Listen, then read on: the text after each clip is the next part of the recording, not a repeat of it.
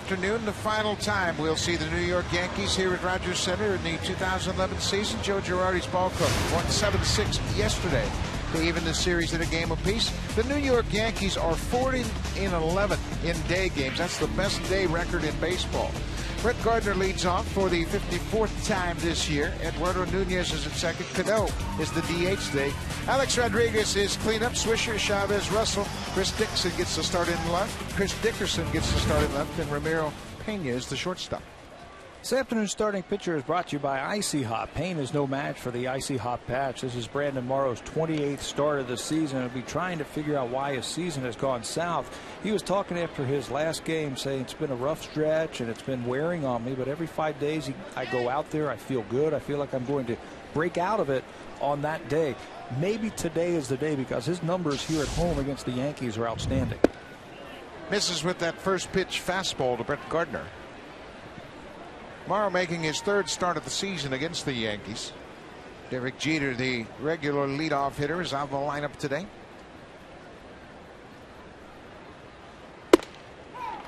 Ball on the strike.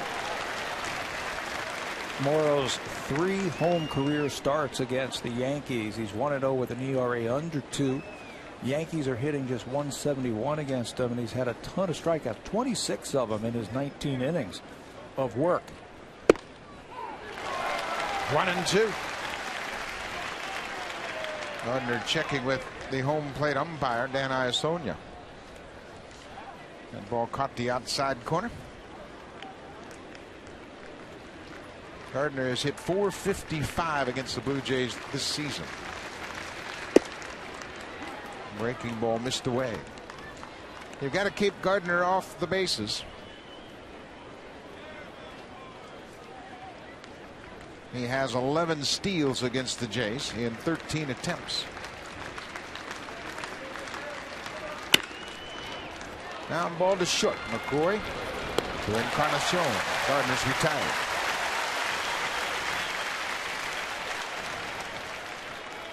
It's a good matchup for Brandon Morrow, I think, against the Yankees. You see the numbers. You just mentioned Brett Gardner's numbers. Well, he's only hitting .235 against Morrow in his career. Jeter and Granderson are not in the lineup, partly because of the day game. They need some rest, but a lot of reasons why, because they do not hit well against Morrow. He matches up well with him, throws hard with a good slider. I think negates what the Yankees do offensively. Eduardo Nunez, the second baseman here this afternoon. Nunez, a very good fastball hitter. And Morrow, of course, throws a lot of fastballs. He's an aggressive type of hitter, a little bit different than some of the other veteran Yankee hitters. He's a young player, just in his second year in the big leagues, and will have holes. 5 strikeouts in his last 15 games, susceptible to a good hard slider, and that's Morrow's bread and butter. There's a breaking ball. It was up a bit, and Nunez is able to foul it out. Robinson Cano today is the DH. He gets half a day off. Yankees will play 3 day games in a row with a makeup game tomorrow. Wow, that ball hit the umpire. No foul tip, and it rocked the home plate umpire, Dan Iasonia. Well, you got to stick your face down in there. You are an easy target. This ball fouled right off the mask and sends him backwards. That'll rock your world, won't it? 0-2.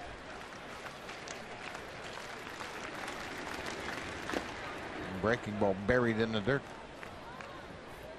Brandon Morrow, you mentioned his struggles, and it's been the long ball that's really caused him problems of late. Hasn't been able to keep the ball in the ballpark, and he throws a hard fastball. It's pretty straight, and that will lead to a lot of fly ball outs. As long as it's down, though, he's fine. The times that he has been getting in trouble, and you mentioned his fastball being straight, it's when it's up. And good hitters, they don't miss too many of those. Bouncing ball. This is going to be a tough play for McCoy. Nunez outruns it. It's an infield hit for Eduardo Nunez. He can run. He can really run, and he was just in sacrifice mode right there and beats it out. Defensively for the Blue Jays this afternoon, Eric Thames back in left field with Rasmus and Bautista. McCoy, Kelly Johnson will form the double play combination in the middle of the diamond. Brett Lawrie, Edwin Encarnacion with the start at first base. J.P. Arancibia back behind the plate. Colby Rasmus, what a catch he made in yesterday's ball game. The degree of difficulty of the actual catch was not that tough, but where he came from and how far he had to go to make that catch was very impressive. Saved 2 runs because of that catch. Ended up being a double play. That came in the 4th inning. Robinson Cano looks at a high fastball. Another great season for Cano. He established a new career high with 112 RBI. What's impressive about Cano is his extra base ability. Since 2005, 452 extra base hits. This is from a second baseman. Impressive numbers, power numbers from Robinson Cano. Finishing up strong. Nunez looks like he wants to run. Nunez has 19 steals in just 102 games. He only has 279 at bats, so he's very aggressive. The whole Yankee team is very aggressive. This team, you know all about the home runs and the great hitters and the great bullpen, but this team can run.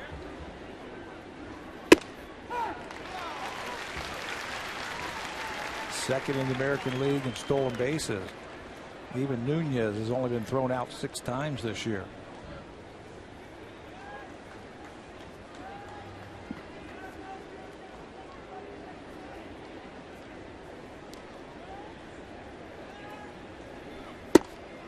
Good fastball. 1-2. Boy, when he is burying that pitch right there, he's going to be tough to beat. We have seen him this year when he is commanding that fastball and keeping it down, hitting those corners. He's had some of his better games.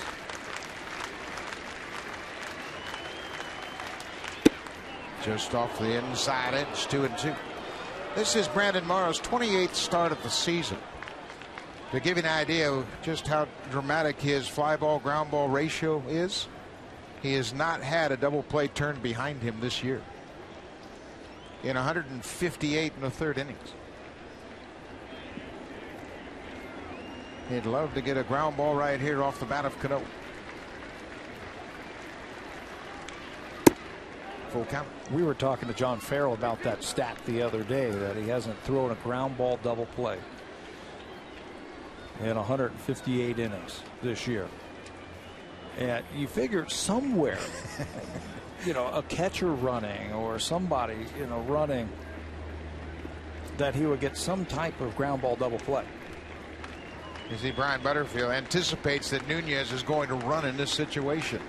3-2, 1 out. Boy, Butterfield does a great job of reminding the infielders, and most of the players understand the situation. They have a pre-series meeting to go over the tendencies and trends of what the Yankees are doing, but Butterfield is right there to help out his infielders. There goes Nunez, ball 4. To the base. First and second, 1 out.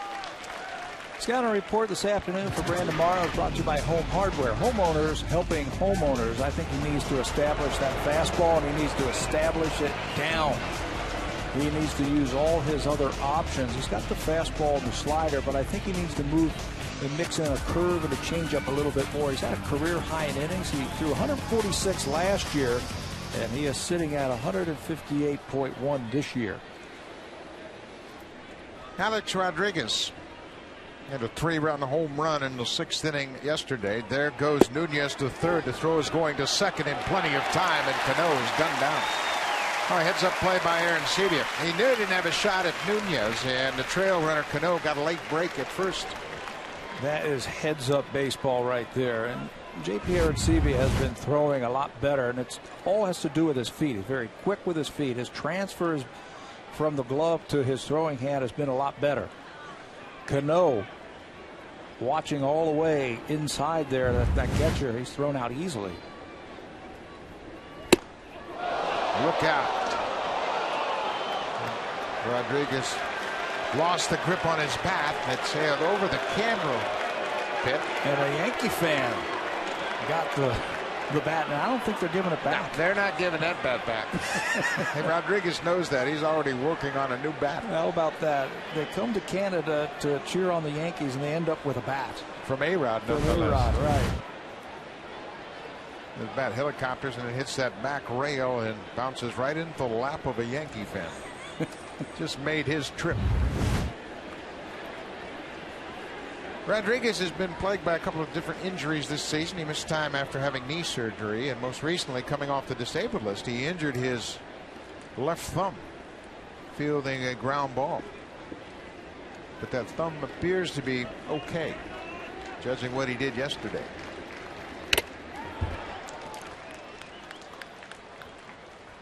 Brandon Morrow has given up home runs in each of his last 5 starts, and when you look at the home runs allowed against the East this year, quite a difference from what he did a year ago. Yeah, kept it in the ballpark in 2010 against the East clubs, but this year 14 of them in his starts against the East.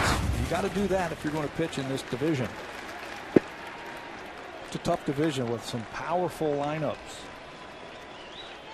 Another situation here where Morrow really needs to step on the gas pedal. He's thrown a lot of pitches. He's got Rodriguez in a hole, a ball and 2 strikes. Don't show him too much more. This is the first at bat. Rodriguez doesn't have a real good gauge on the velocity just yet. Little flare into right field. Bautista got a good break, makes a running catch. Rodriguez is retired. The Yankees are done in their half of the first. Brandon Morrow gets out of the first inning.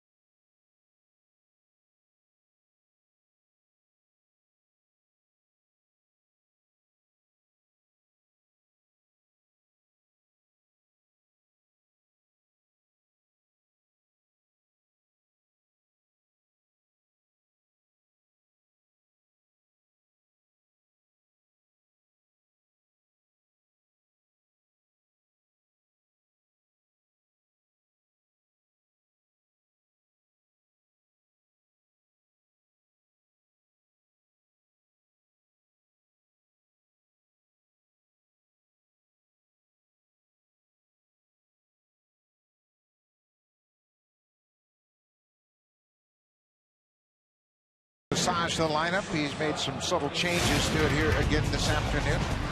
Mike McCoy, top of the order, had a 3 RBI day yesterday. Eric Thames back in the lineup. He moves into the 2 spot. Bautista, Lind, and Carnacion, middle of the order.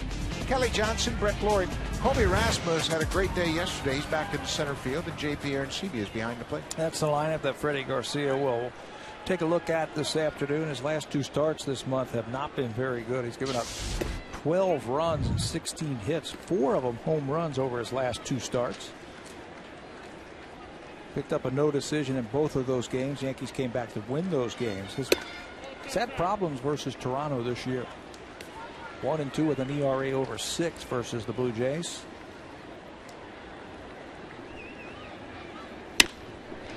Line drive right to the shortstop, Pena. Lots of changes for the New York Yankees this afternoon defensively. Chris Dickerson with his 3rd start in left field. Gardner will shift over to center field to give Granderson a day off. Swisher remains in right. Pena, Nunez, they've only made their 2nd and 6th start respectively at those positions for the Yankees. So they've had lots of changes. Nunez is an excellent second baseman. He just doesn't get a chance because of Robinson Cano. Got a Gold Glover that's always going to drive in 100 runs. It's tough to break through. Eric Thames did not start in the game yesterday. Came on defensively late in the ball game and had an at-bat. Unfortunately, that at-bat game against Mariano Rivera and ended the game.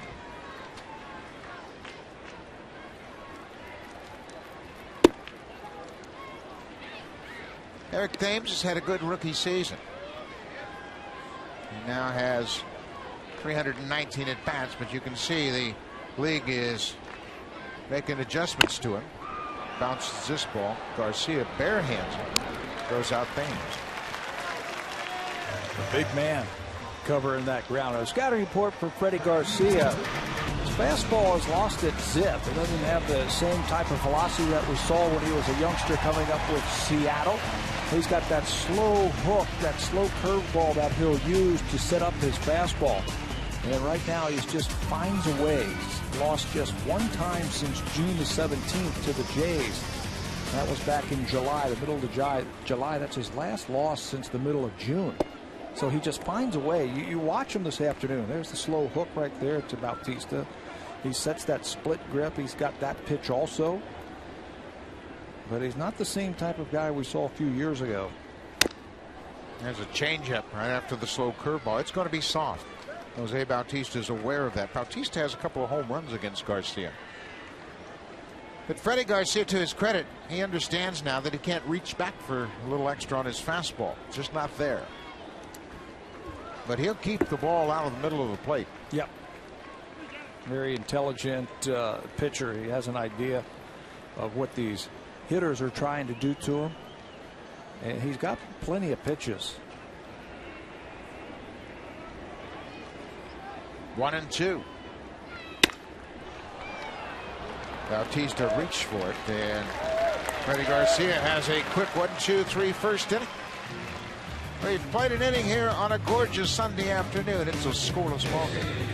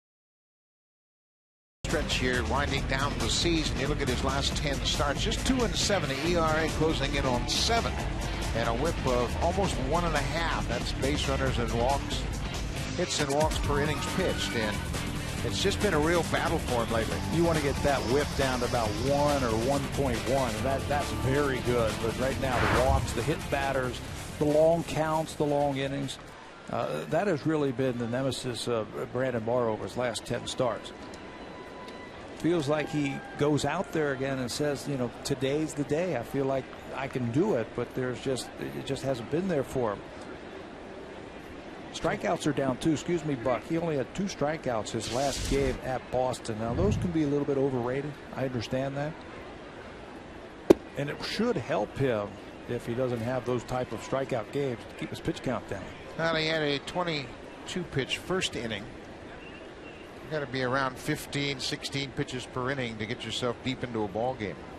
He's averaging 17 pitches per inning, which is just on the edge of, you know, really good. Nick Swisher takes his strike. High breaking ball. Swisher was victimized by that great defensive play by Colby Erasmus. Swisher hit a ball in the gap in right center. Looked like it was going to drive in two, and Erasmus made a fine running catch. The Yankees on the bases got all messed up. Robinson Cano passed Mark Teixeira at third base. It ended up being a double play to end the inning. Yankees were talking after yesterday's game about those kind of things. They said, yeah, we won the game and we're happy about that and we're in first place, but we need to clean up a little bit. Ball driven to left field. Eric Thames backing up in front of the warning track, makes the catch. Torey Lovullo is the outfield coach, and he is now talking to Adam Lone, who got the start in left field. And Lone had a rough day out there. He had a ball bounce out of his glove on the warning track, fell for an error, and then missed a ball diving for another line drive. But that was his first start in left field. And Lovullo, boy, he is really good.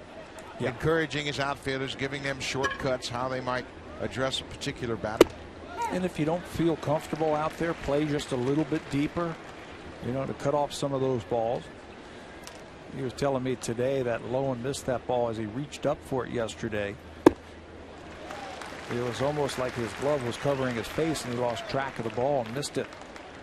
But that's tough for a young player like that to play all three outfield positions. Left field's a tough position. Especially when you consider he was drafted as a pitcher in his third year as a position player. And he only played one game in left field in Las Vegas. So there's some adjustments to be made. 0-2 to the first baseman, Eric Chavez. Morrow has started in a pretty good location in this ball game. Everything is down pretty effectively. Down, and for the most part it's been out of the middle of the plate. But these extra pitches to try and finish off hitters, eventually after 4, 5, 6 innings, they come back and keep you from going deeper into the ball game. Find that finishing pitch and use it. There's a finishing pitch, the fastball on the outside corner. Chavez knew it.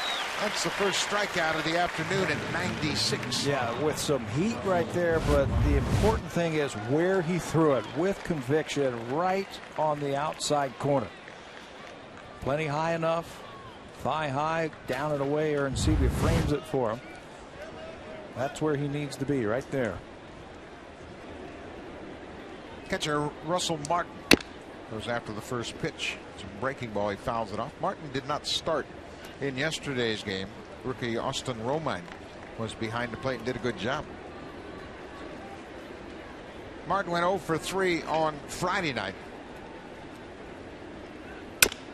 Bouncing ball behind second.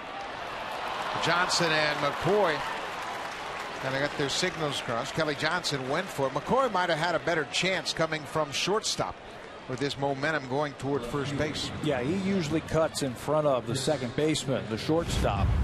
McCoy is now 6 starts in a row at shortstop. He's got to cut in front here, cut that ball off, but he goes behind Johnson.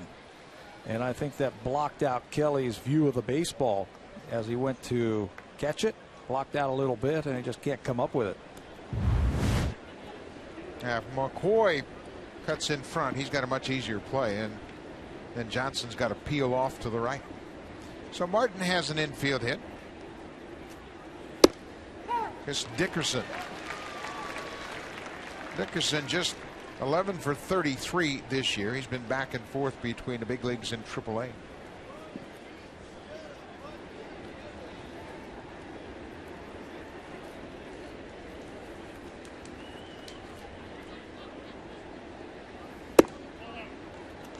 Missed that outside corner. You mentioned conviction. That's a good way to characterize what a pitcher needs to do, is just drive that ball toward that down and away corner.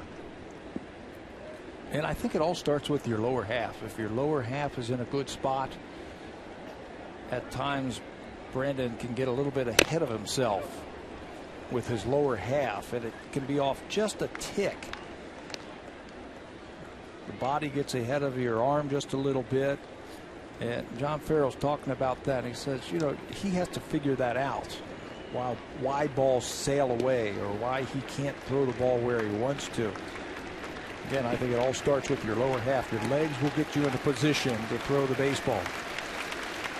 1-2, 2 outs. Cut on and missed. Dickerson strikes out. Brandon Morrow picks up a pair of strikeouts here in the second. Morrow is off to a good start this afternoon.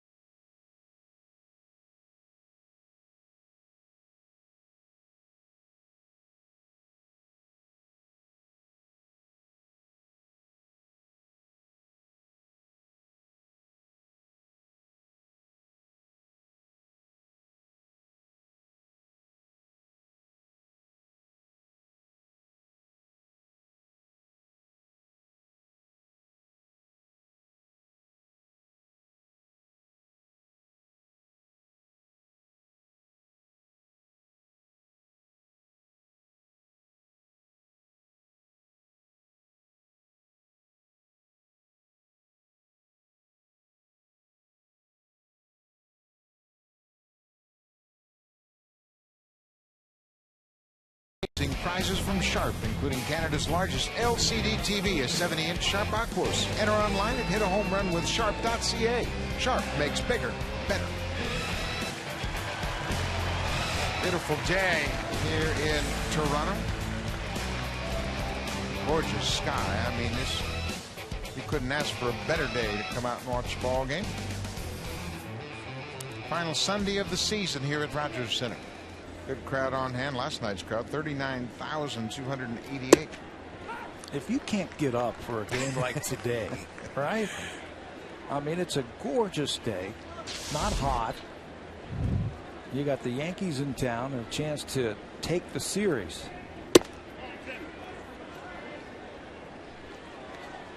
Give me your mindset if you're Adam Lind and how you might approach Freddie Garcia in this at bat. Well, I think Freddie Garcia is going to try and throw him all kind of off-speed pitches. So I'm going to tell myself to stay back, and I'm going to try and shoot the ball to left center field.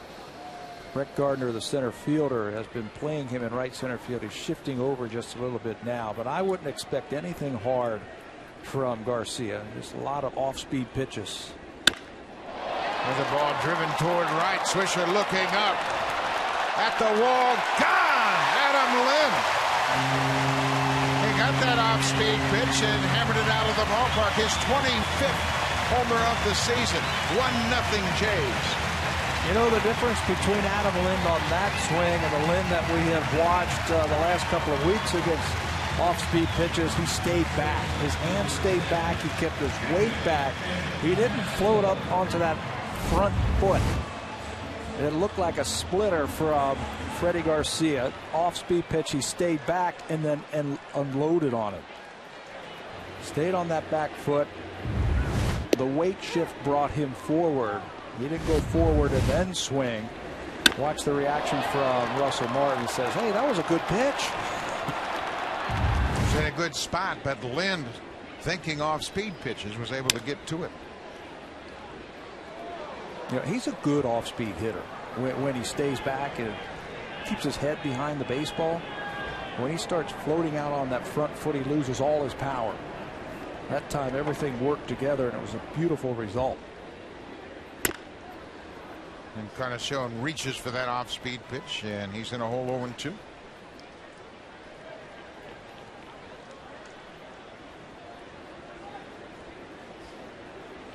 25th home run for Adam Lynn. It's his first home run against Garcia.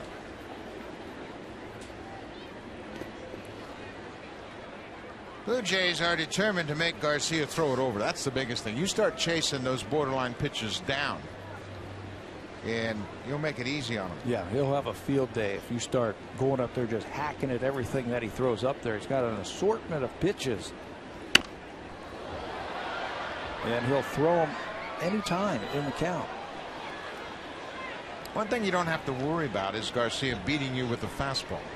He doesn't have enough velocity, so if you really change your side set, think opposite field against him, you've got a better chance.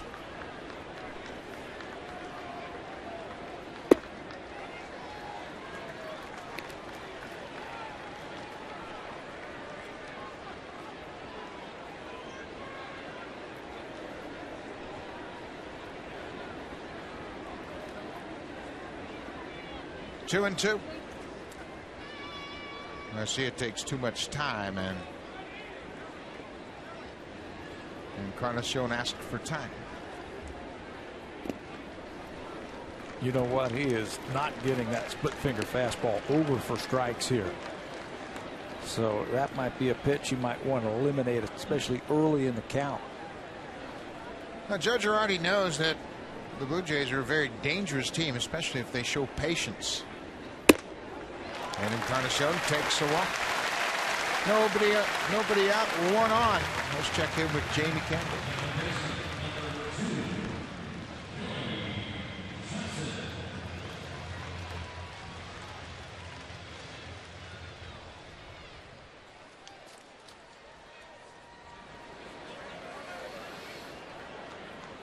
Fielder is now tied with Dan Uggla for the second spot in the National League in home runs. Albert Pujols has 35 to lead the National League.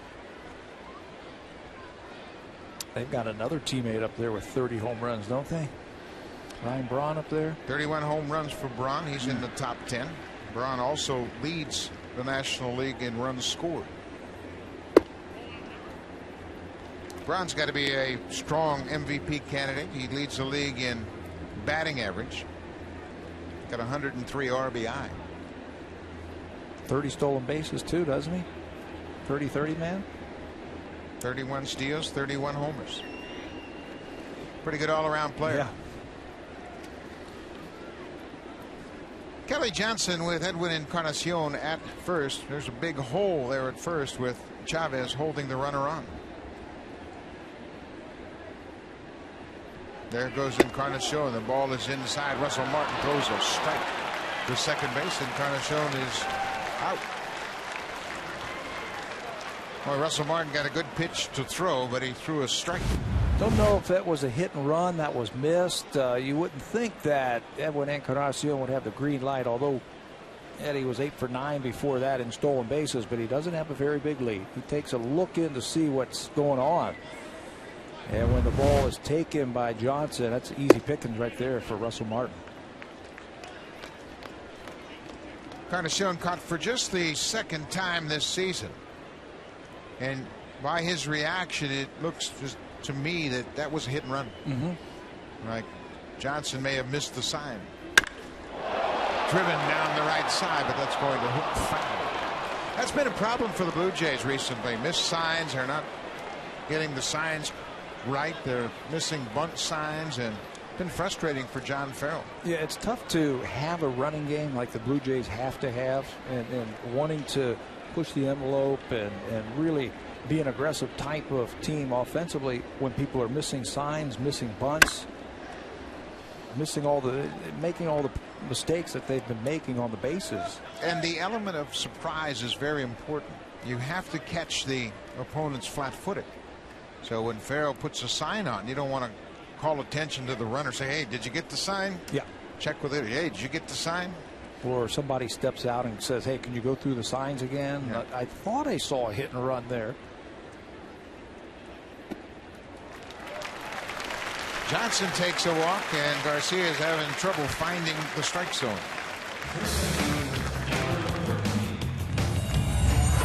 Yankees on Rogers Sportsnet. Brought to you by your local independently owned home hardware or home hardware building center. Homeowners helping homeowners.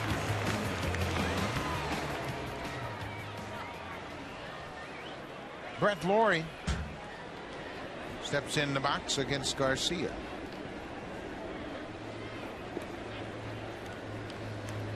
Brett Lawrie has not faced Freddie Garcia before, and it's going to take him a pitch or two to really trust what he sees.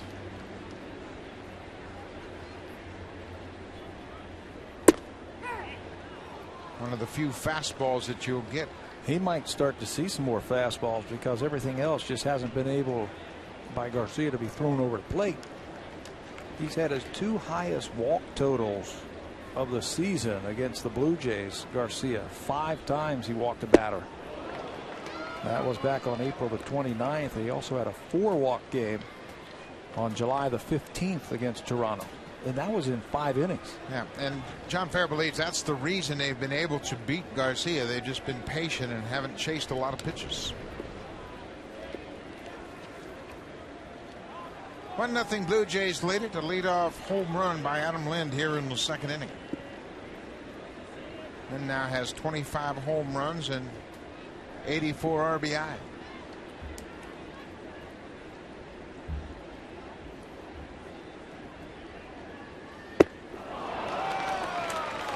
That's that chase pitch with 2 strikes. Garcia got Lawrie to go after it. Never facing a pitcher before, and the advantage goes to the pitcher. That looked like a splitter that was way out of the strike zone, and he's going to have to take that, file it away, and remember it the next time he faces Garcia. He might show you the fastball early, but he's going to try and get you out with off-speed stuff. Kobe Rasmus. Rasmus had a good day at the plate yesterday. Had an RBI double and a bunt single.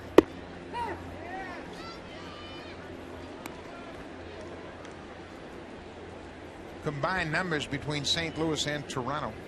This is his 120th game of the season.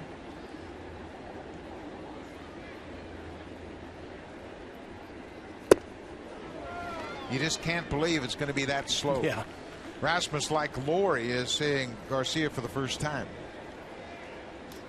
Take the approach that Adam Lind looked like he took when he was at the plate.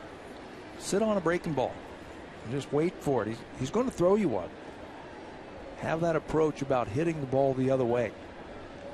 You know, you start thinking about trying to pull him, and that's when he really is going to do some damage to you.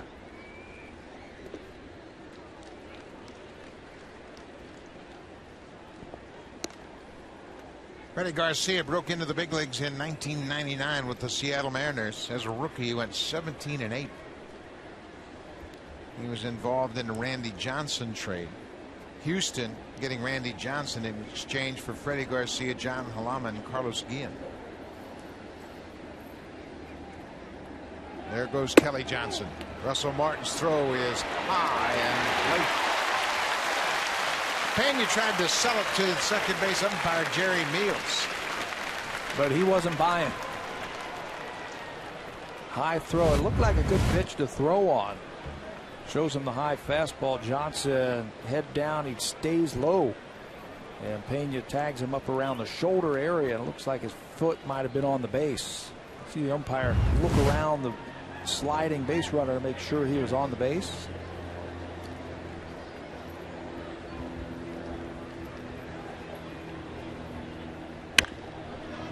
Breaking ball pull foul. Again, a good pitch to throw on a high fastball. Martin's throw sails just a little bit, and because where he tagged him, I don't know if he's tagging him right there, but Meals calls him safe. 2 balls, 2 strikes, 2 outs. Another thing you have a problem with is keeping the ball fair. When you do hit it, it's so slow that oftentimes you'll pull it foul. And Garcia, he's a veteran. He knows what he's doing. He reads the bats very well. So if he sees that Rasmus is out in front, he'll go a little softer. Yeah. A little bit slower. with that. His last 2 starts, they were the starts that we were talking about. Just 7 2/3 innings, 16 hits, 4 home runs allowed, averaging 21.5 pitches per inning. That was against Baltimore and at the Los Angeles Angels. So he has had his trouble his last couple of times out there. Rasmus stayed on that pitch. It was awake. Freddie Garcia is winless in his last 5 starts here at Rogers Center, going back to the start of the 2001 season.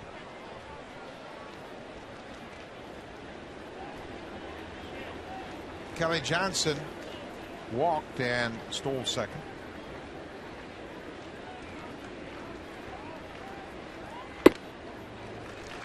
See that fastball when he does throw it, oftentimes he's going to throw it out of the zone. He just wants you to chase. With pitchers like this, you could almost wait until he releases the ball before you start your stride. A lot of times you want to get started a little bit early as he's in his windup or as he's going out of the stretch. Guys with this type of off-speed stuff, you got to tell yourself to stay back. Right off the end of the bat, you see Rasmus is fighting himself, trying to stay back, but it's a challenge. Garcia, as Pat mentioned earlier, was once a power pitcher. Downhill fastball, good biting breaking ball. Yeah, his curveball wasn't the slow hook that it is today. It was a biter and a strikeout pitch. And then he started throwing that splitter, which was hard. His fastball was 95 plus. He's had to reinvent himself.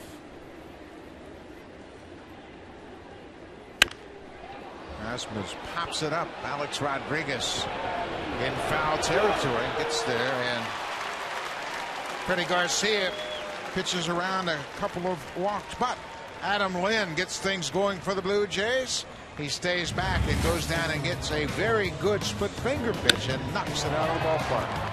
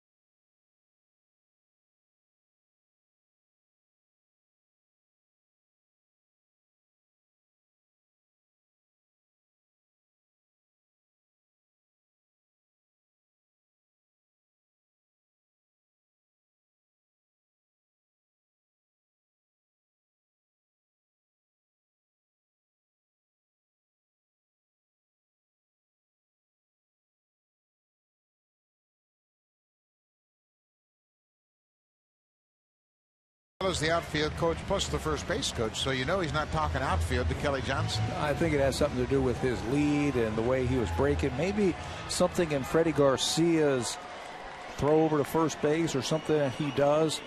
There was also the hit and run that was, possibly missed by Johnson. He was the hitter, so there's all kind of things that they're talking about in between innings. When you put a hit and run on, it's all about the count, what you expect from the pitcher. Chances are you're going to get a pitch to put in play, and timing is critical on pulling it off. Romeo Pena pops it over near the seats, and Laurie runs out of room. 1-0 Blue Jays late it. Adam Lynn with the home run has put the Jays on top. Romeo Pena, you see, he's only played 16 games. He had an appendectomy most recently and was on the DL, activated. Very valuable player. He can play all the infield positions. Yeah, good fielder. He was on the team all of last year. Would spell Derek Jeter at shortstop when the captain needed a day off. Known for his glove, not really known for his bat. But he has done well against Morrow despite his 0 for his last 24. Against Morrow, he's 4 for 7.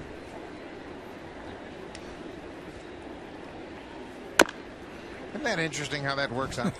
You can have a very talented pitcher like Brandon Morrow and a guy that's not known for his bat, but for some reason he has success against hard throwing Brandon Morrow. Maybe he just throws him fastballs. Yeah. You know, a hitter, you're not expecting this guy to get a hit as he fouls that one off his foot.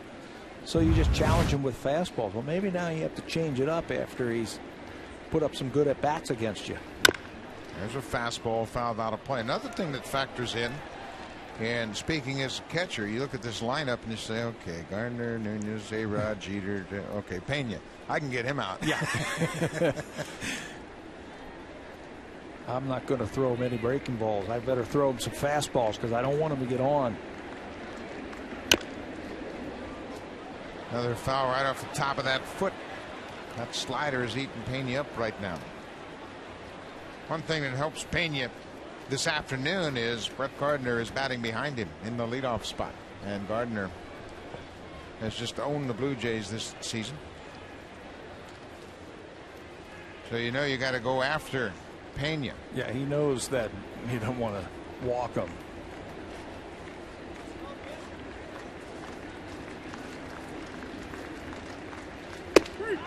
And he didn't.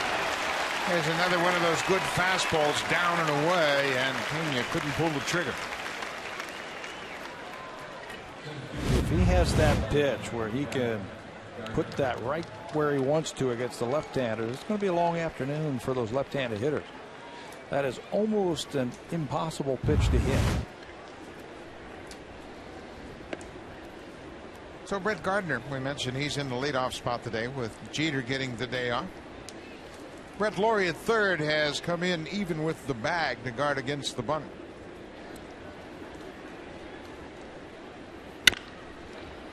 Just foul outside of first. The captain with the off day. Yankees, as we mentioned, are in a stretch of 3 consecutive day games. They have a makeup game tomorrow at Yankee Stadium against Minnesota. That'll be an afternoon start. So with yesterday's day game, today 3 in a row, and get a chance to get some of the older legs off their feet for a ball game, at least the start of this one.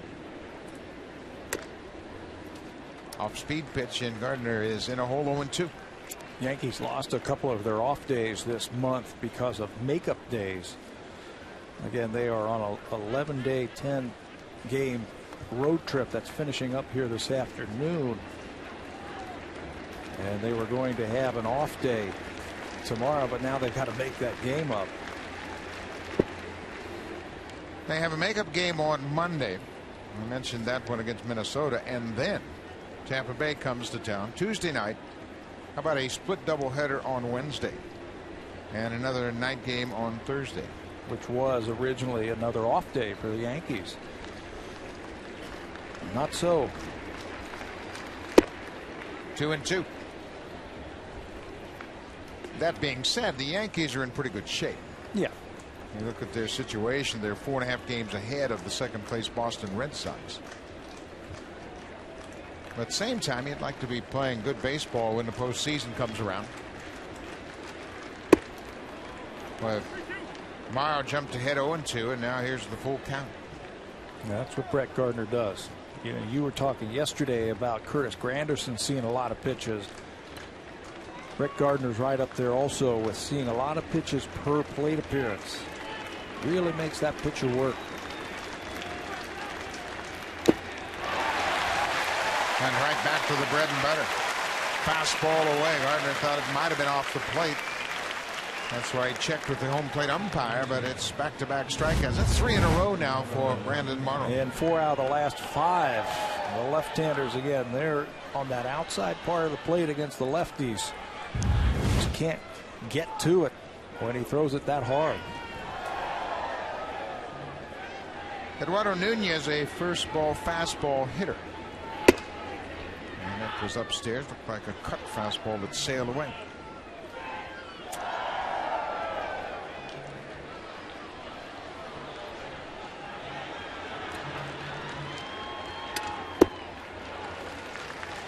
He's looking fastball all the time, sitting dead red, and that time he got a slider. We were talking about that in the scouting report about using all of your options. That looked like he took a little something off the pitch and had him way out in front. This is line to left field. Thames is on the run, makes a nice catch. He held on to it. Well, Eric Thames has improved dramatically since the start of the season. His defensive skills are really improving. Takes extra bases away from Eduardo Nunez. Great concentration. And he hangs on.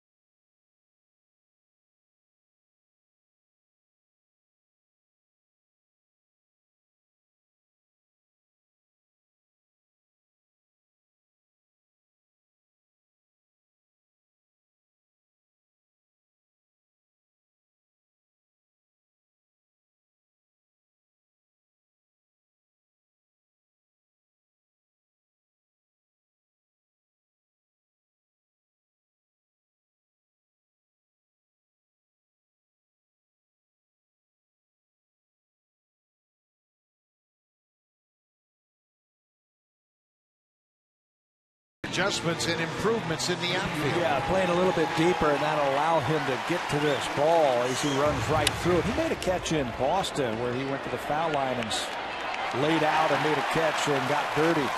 Makes a good path after this one and lays out. Watch the ball slicing and hooking on him. And he ends the third inning with a great catch. By his own admission, coming through the minor leagues, Thames said, "Hey, I was just worried about the bat. And then I got the big leagues, and everybody said, man, you got to be a two-way player." And to his credit, he's put in a lot of time.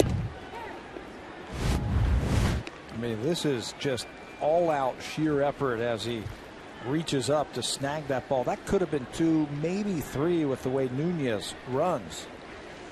And the happiest guy is Brandon Morrow. J.P. Arancibia pulls it foul. One thing that has happened here in the second half of the season is the competition has gone up. We've seen Adam Loam come to the big leagues. He's an outfielder that's had a couple of big hits for the Jays.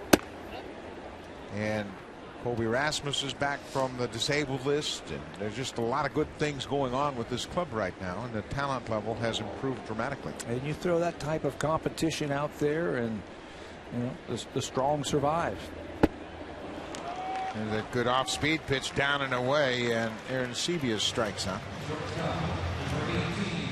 Second strikeout for Garcia. Another off-speed pitch. You can see the grip inside his glove. That's the splitter. And it tumbles. Doesn't really have that hard break to it. It's a changeup that tumbles. So pitchers like to use that in strikeout situations. You have to recognize it. You have to see it out of his hand. What do you look for? You know what I would look for? I would look for the tumble, the rotation on the baseball. But I would see if I could try and pick it up out of his hand. If he really stays on top of it, he's throwing a lot of breaking balls. You know, his curveball, you can see his hand might be on the side of the baseball. And that splitter, his hand might be behind the baseball. And you can see it. Yeah, the subtleties of good hitters that when they step into a box and you need to get a little bit of information, you'll look at the hand once it starts toward the plate. You know, they always talk about, okay, the box above his right shoulder and everything like that. Well, you're not looking at the box. You're looking at his hand, where the hand is, so you can pick up the baseball. Find the rotation, you know, all those little subtleties that will give you information that you could maybe steal a pitch here or there.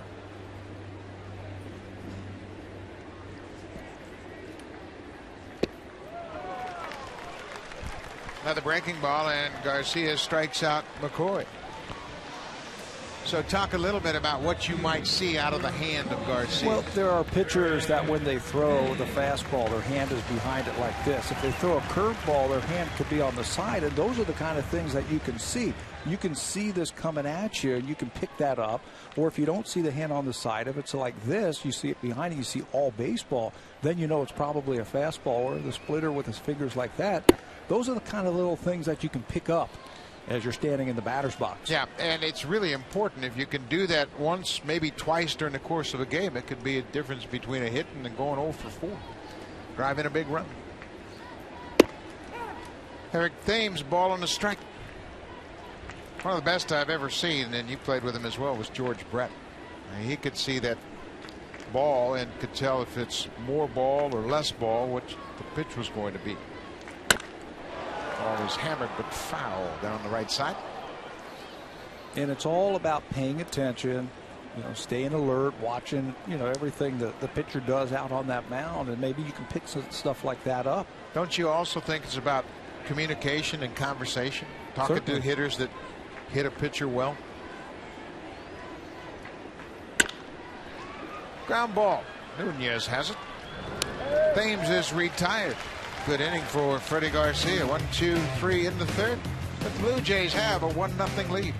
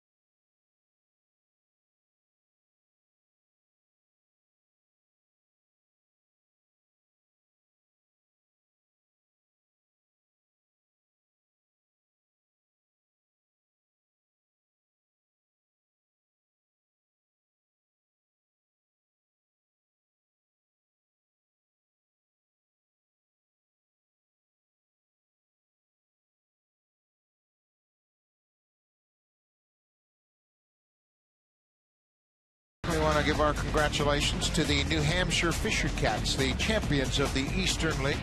They won the series 3-1 last night. Sal Fasano, in his first year in AA, did a great job with that team. And how about the talent on that team? Yeah, we've been hearing it all season long from scouts that have gone in and watched the AA team, and they come back here and we run into them at the ballpark, and they say Blue Jays have a loaded team in AA. Some very good prospects that you'll be seeing probably here in the next couple of years. Henderson Alvarez pitched at AA most of the season. He started 2 games in the Florida State League, then was promoted to AA. So he was a big part of that championship. He's going to have a great feeling about that. Robinson Cano drives it to left. Thames on the track. Right up against the wall. Makes a good catch. Cano's retired. You know, there was some thought that there might be some of those players from that AA team possibly coming here to Toronto to finish out the season, but because they've gone so late into the season, there's only 10 games left, they are not going to come up here. They're all going to meet back in spring training in March, February and March. but there's no question there are some good players. Paul Beeston, Cito Gaston, Alex Anthopoulos, I'm sure have been very proud of what the minor leagues has done this year. Minor league they've had a great season. Vancouver won the Northwest League championship. You know, you have to develop players. That's the #1 goal for your minor league system, is develop players. But I think 1A, if you will, is develop a winning attitude. And I think this year has shown that the Blue Jays are starting to develop that type of winning atmosphere in their minor league system. Pitch up and in on Rodriguez. It's a reaction every time Alex Rodriguez steps into the batter's box. It gets a reaction. That ball looked like a breaking ball that slipped out of his hand. Yeah, they wanted to go down and away, and it just went up and in.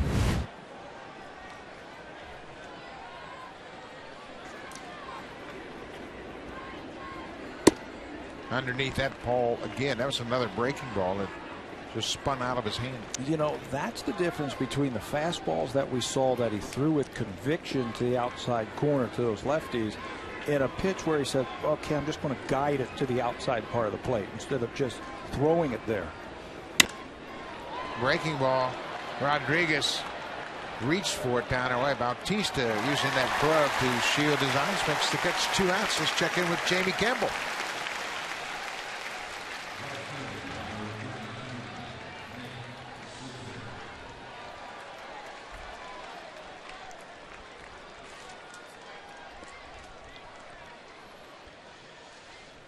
Things are getting very dicey in the AL wild card race. David Price is 6-3 in 9 starts against the Red Sox. Johnny Damon with that big hit drives in a run. He has 4 career home runs against Tim Wakefield. He's now driven in 11 runs. Evan Longoria also hits Wakefield very well. Tampa Bay has gone into the Red Sox house and put the pressure on. Johnny Damon, there's an interesting note about Damon, and we'll get to that a little bit later. 2 outs. Nick Swisher drives this ball to left field. They're picking on Eric Thames, and he is up for the challenge. 3 up, 3 down for Morrow in the 4th.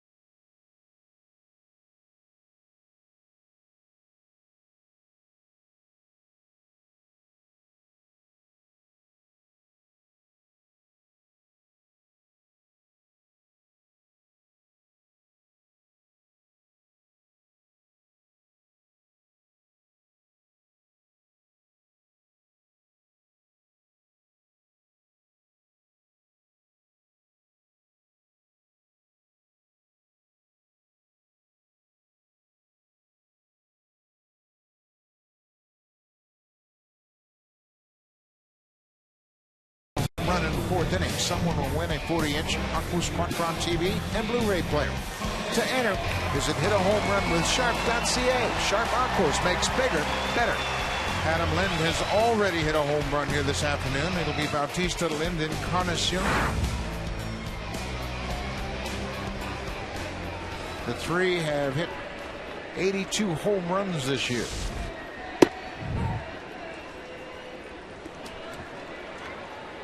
Of course, Bautista leads the majors with 42.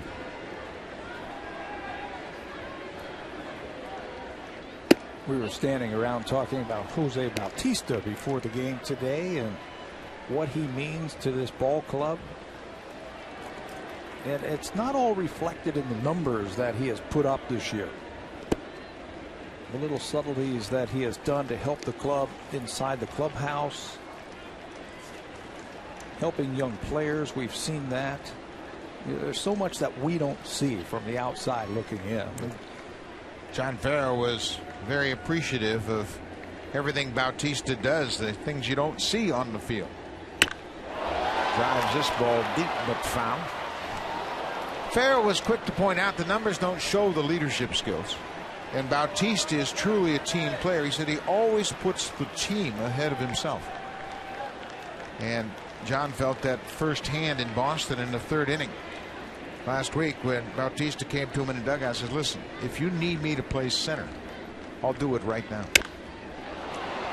Popped up on the infield. Pena, the shortstop, calls for it, and Bautista's retired.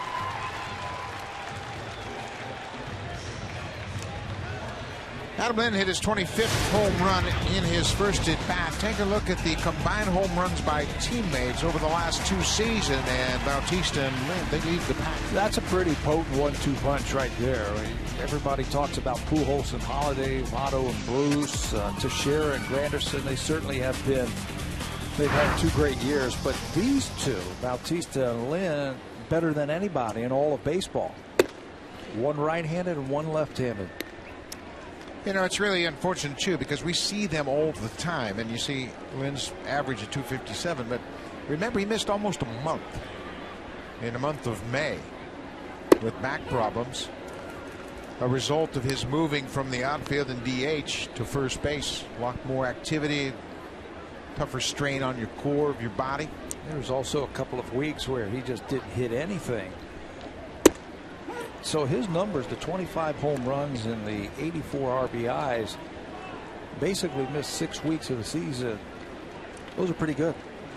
Pretty good accomplishment. I think he'd be a lock for 30 and 100 if he didn't miss that month and then went into a really cold spell. Last year, Adam Lind hit 23 home runs and drove in 72 in what was a down season, obviously. His career high 35 home runs and 114 ribbies. That came in 2009. Silver Slugger is the DH in the American League.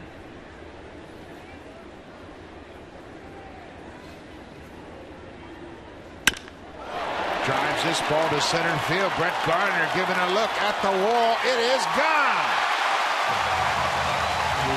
Second home run of the afternoon for Adam Lind.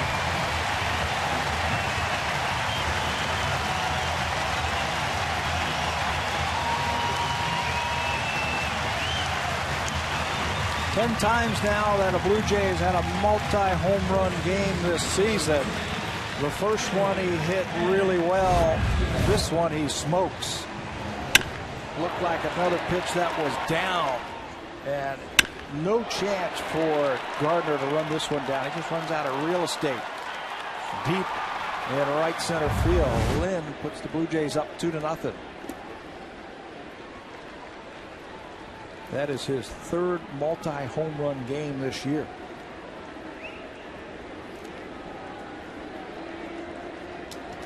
Edwin Encarnacion bounces this ball through the infield into center.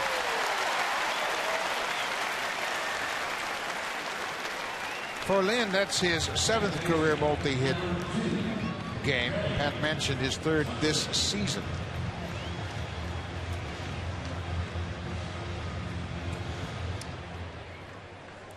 Thanks to that Toronto home run by Adam Lind, Sharp is awarded one lucky winner of 40-inch Aquos Quadtron TV and Blu-ray player. Sharp Aquos makes bigger better. To see if you have one, visit hitahomerunwithsharp.ca.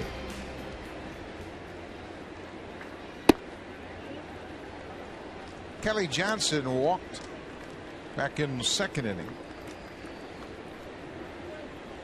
Got to be a little bit better feeling in your 2nd at bat against Garcia, having a better idea about just how soft the pitches might be. I'd like to see him take a shot at pulling through that hole on the right side. Ooh, he was thinking about it. He hooked it foul. Holding the runner on at first, Chavez's range is really cut down. He's got to wait till Garcia moves toward the plate, and then he breaks off at first.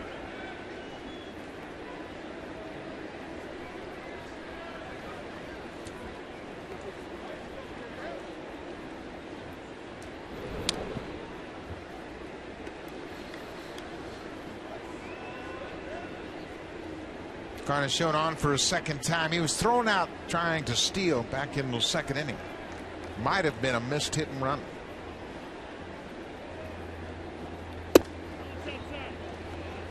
Blue Jays are doing a good job of taking those borderline pitches. That's where he has to live, out on the edges. There's Garcia. You don't have to swing at him.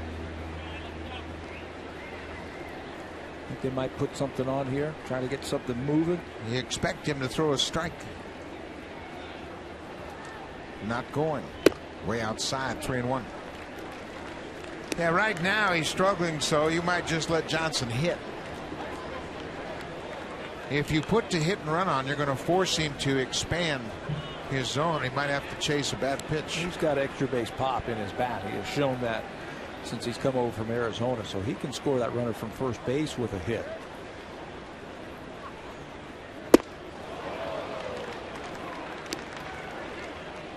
Just when you think you have Garcia all set up, he backs off the pitch.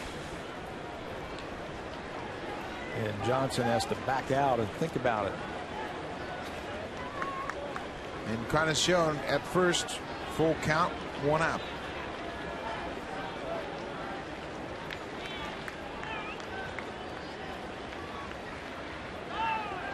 There goes the runner.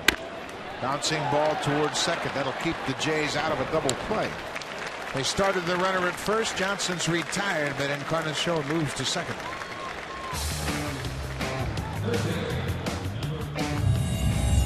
Jays on Rogers Sportsnet. Brought to you by your local independently owned home hardware or home hardware building center. Homeowners helping homeowners.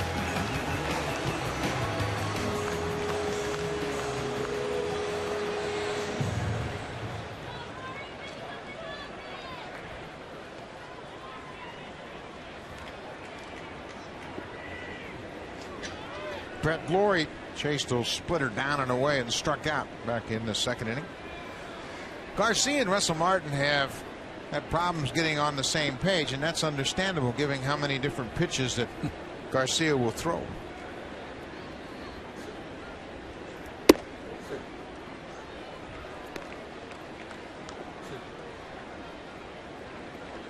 Garcia has such a wide assortment of pitches. He's got a completely different idea in his head as to what he wants to throw.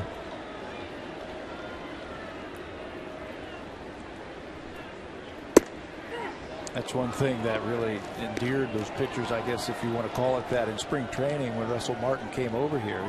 He went out with them, he talked about them, he took the time to learn his pitching staff, their strengths, their weaknesses, like what they like to do. And the pitchers love throwing to him. That looked like a straight changeup there. Laurie was out in front of him. You know, pitchers are very into their own style, and if you ask a pitcher to do something he's not comfortable doing, he's not going to have success. So you have to understand what he believes in. And it's a bond between the pitcher and the catcher that day. Pitcher has confidence in the catcher that he's going to put down and go along with the same type of game plan. You're not going to call the game the same way with Freddie Garcia on the mound as you are with Bartolo Colon, who we saw yesterday. Another off-speed pitch, another strikeout for Brett Glory. Freddie Garcia has had problems with Adam Lynn. 2 home runs for Lynn. It's 2-0 Blue Jays. Now it's time for a Jays Connected update. Here's Jamie Campbell and Greg Zahn from the Blackberry Broadcast Studio here at Rogers Center.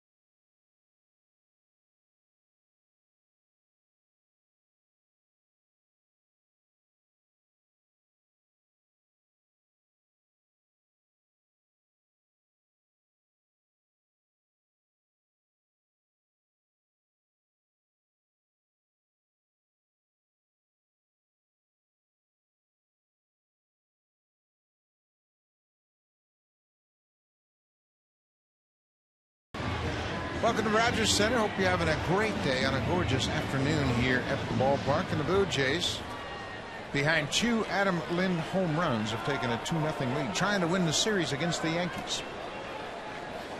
Yankees on this trip so far are 4-5. They lost a game in Baltimore, a makeup game, went out to play the Angels, went 1-2 in that series.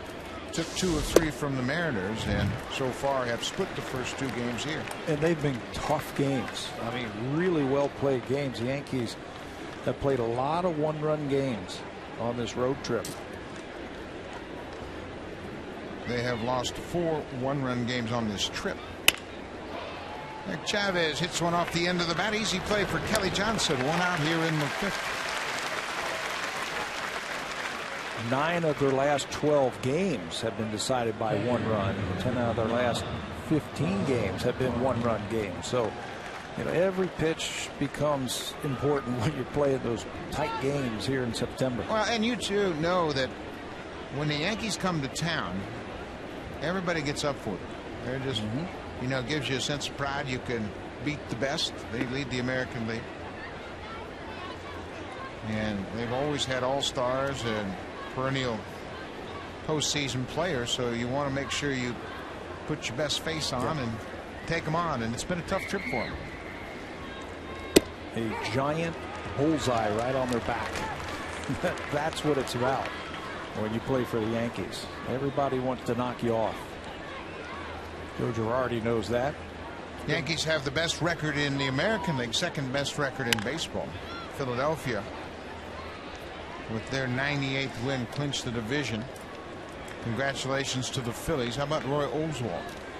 Bouncing back last couple of starts and might be pitching his way back into the postseason. Yeah, you heard rumblings about that a week or so ago about he might not make the starting rotation in the first round. Vance Worley was mentioned as he's pitched well. The rookie has really done a good job filling in for Joe Blanton. No worries about the top 3 in that rotation. Roy Halladay, Cliff Lee, Cole Hamels. Boy, they've all had great years. Cy Youngs, MVPs, they've all pitched in the playoffs. They all know what that's all about.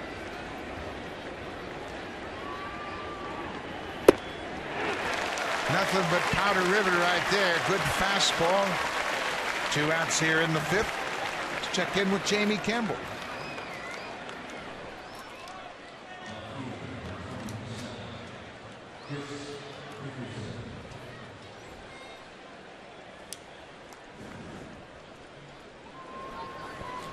Jared Weaver on the mound for the Angels. There is some talk that Jared Weaver is going to come back on short rest and pitch the final game in this upcoming 4-game series on Thursday. Alfredo Simon is the starter for the Orioles. Orioles have played the spoiler role of late. How about the Orioles? They've won 4 in a row. Everybody says, well, you know, they're playing the Orioles, they'll be fine, and they've been pounding them the last couple of days. Chris Dickerson fouls this ball out of play. Now the Red Sox nation is saying, oh, don't worry, we play the Orioles 7 times down the stretch. That might not be a good thing. Orioles have some dangerous bats. Yeah. Mark Reynolds, 33 home runs. Jones has been back and forth out of the lineup. He's been banged up lately. 0-2. Come out. Back-to-back strikeouts. Ends the 5th inning. Brandon Morrow has K'd 6 Yankees here this afternoon.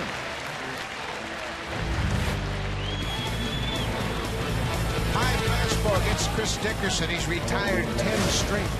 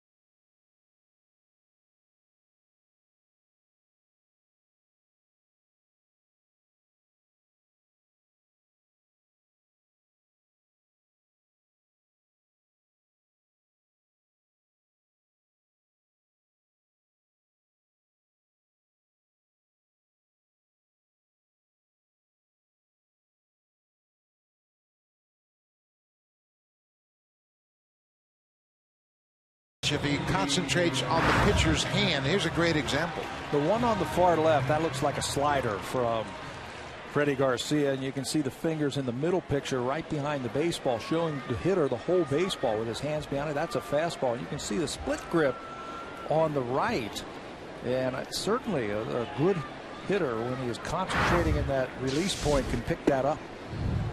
And you can see the difference in the area of the baseball that you could see, and that's what the hitter's looking for. How much of that baseball can I see?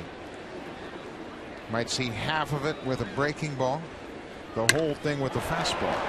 Colby Erasmus drives this ball to center field, but Gardner gets turned around and makes the catch.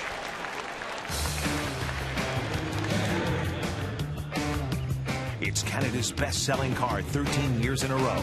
Honda, the official vehicle of the Toronto Blue Jays.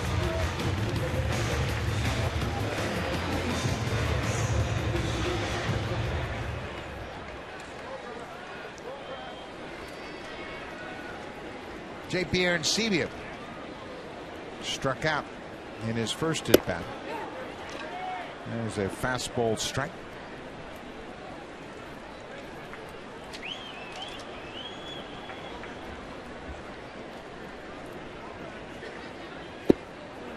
Arancibia's done a much better job in the second half of the season looking for off-speed pitches and thinking about staying back. And because of that, he's hit a few more home runs on breaking balls. I think a lot of that has to do with him just knowing the league just a little bit more, and pitchers knowing what they're trying to do to him. He's a smart guy. I mean, you sit around and you talk to him, and he's got some definite ideas about certain things, and you know, he's not a mechanical guy out there. He's thinking things through, and you can see him make the adjustments to what the pitchers are trying to do to him. Yeah, JP is going to get better and better, not only at the plate, but especially behind the plate. I like what he was telling us the other day when he was facing Kevin Gregg. Yeah, he caught Kevin Gregg last year, and he knew that in tough situations, Gregg says, I like to throw a lot of breaking balls to right-handed hitters. He knew that. He threw him a breaking ball, and JP got the game-winning hit to left field. I mean, that's what it is about thinking your way through at bat. Garcia throws it way outside. It's a one-out walk to the number 9 hitter.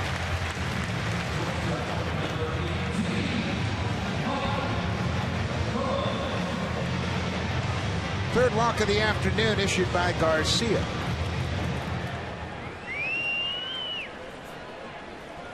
Mike McCoy. McCoy had a 3-hit game in the opener of this series. His first 3-hit game of this season, second of his career. Then he had a 3 RBI game yesterday afternoon. Had a sacrifice bunt for an RBI in the second. Drove in 2 with a clutch opposite field double over the head of Nick Swisher in right. Yeah, I think he surprised the Yankee outfielders with his pop, thinking that he might be just a punch and Judy type hitter. Scalded that ball to right field. Bunts this one. Garcia off the mound barehanded and throws it away. And it gets away from Chavez and Nunez, and Arancibia will end up at third. McCoy gets credited with a bunt base hit. Garcia is charged with the error that allowed Arancibia to end up at third. It's the first error for Garcia this season. Gets off the mound very quickly, barehands it, tries to throw it all in one motion from his back leg from down under, a little Laredo, and that ball really takes off on him. Didn't really have a shot at getting McCoy, I think, at first base. You can see when the ball arrives at first, he's already on the bag. Ill-advised throw by Garcia. Good bunt by McCoy. And put it in a perfect spot. Blue Jays have something cooking here in the bottom of the 5th.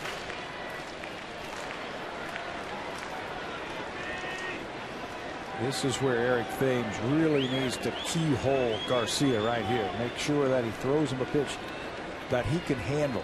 He had a great round of batting practice today if you watch him. He was very aggressive and hitting the ball with authority. Oftentimes, young hitters will get over anxious in these situations. There's an easy RBI at third to get the ball in the air. And instead of just waiting for a pitch you can really drive, you just think swing at the first thing you see. That first pitch was borderline up. Yeah, what he should be thinking is strike. I'm going to find a strike early in the count and put a good swing on it. This isn't the time to think about lofting the ball or uppercutting or where your hands are. This is about concentrating on the baseball right here and getting a strike.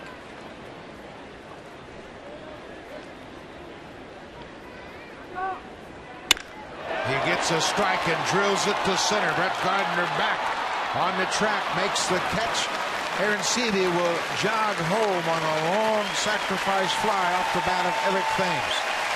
Job well done. That's how you do it right there. Perfect approach at the plate. You don't give in too early. You don't get out on that front foot. You stay back. You look for a strike, and then you just try and hit it hard. He does all that. He gets the pitch out in front and then drills it to center. Good job by Eric Thames. He picks up his 33rd ribby of the season. It's 3-0 Blue Jays. Mike McCoy at first with 2 outs.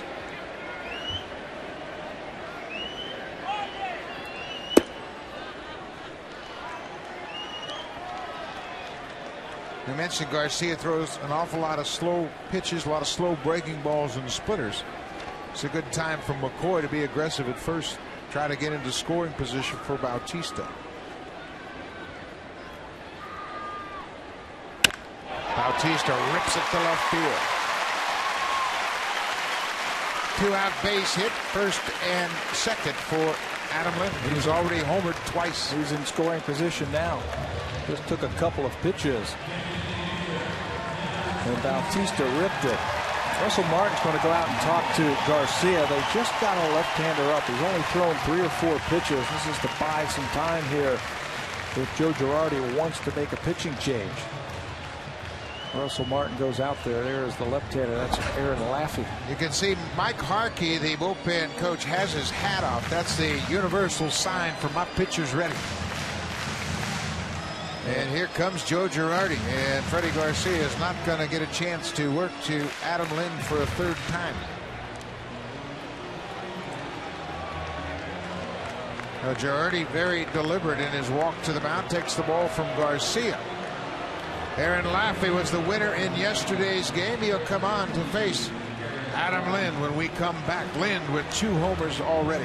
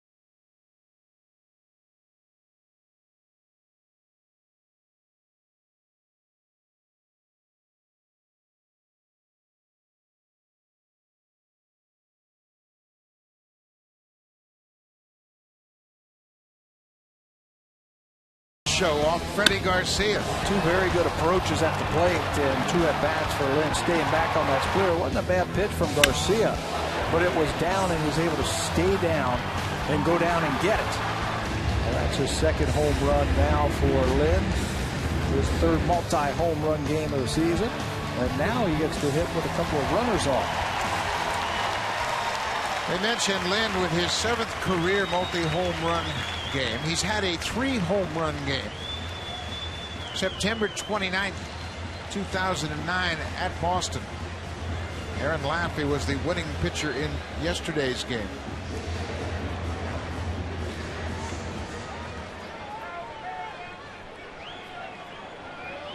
Freddie Garcia out of the ball game. So far, he's given up 3 runs. The 2 runners on base are his responsibility.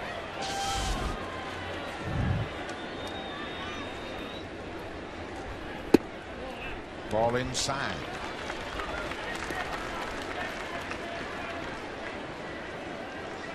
Lynn has a home run against Laffey. 1 for 5.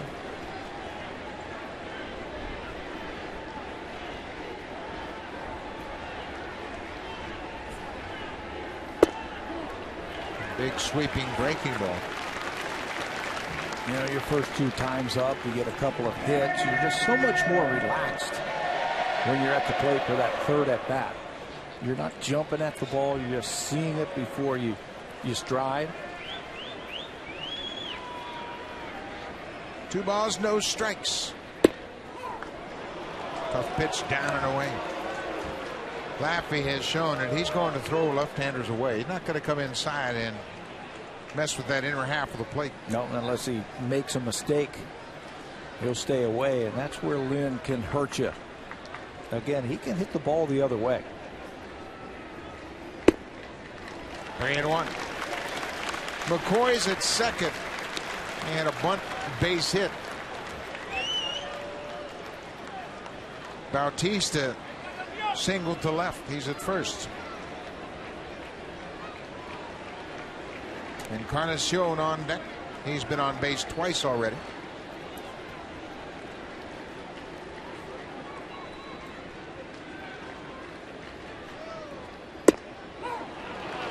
Three and 2. Luis Ayala has really thrown the ball well for the Yankees. He is loose and standing by. With the expanded rosters, they've got plenty of pitching down there, and if you want to get those matchups, the lefty-lefty matchups and so on through, the Blue Jays have better balance now in their lineup. Going to make it tough on Joe Girardi. Breaking ball, the runners were going, and the bases are loaded. What happens when you've got this type of balance, you really put the manager, the opposing manager, on the defense. He's got to think about just one batter per pitcher. And that's what Girardi looks like he's going to do to try and get out of this inning. He's got Ayala hot, ready to come into the ball game. Laffey was given the assignment of retire the left-hander. He didn't do that. Luis Ayala will face Edwin Encarnacion when we come back.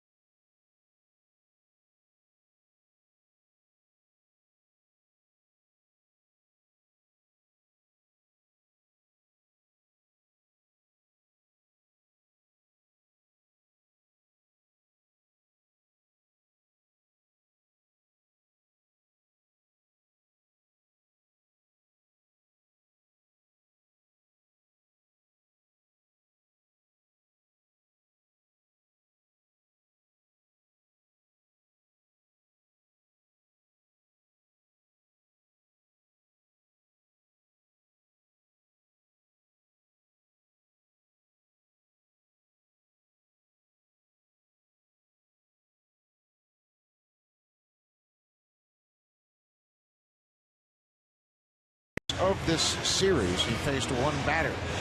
on Friday night. That one batter was Edwin Encarnacion, and he lined out to center. And he gets another chance at Encarnacion. You see Ayala now in his 7th season in the big leagues at ERA 179, good for 3rd best in the American League for relievers. Sinker slider type.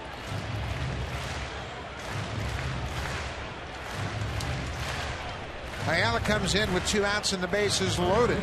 As the bases are loaded, we're only a grand slam away from awarding a 70-inch Sharp Aqua's Quattron TV. To enter, visit Hit a Home Run with Sharp.ca.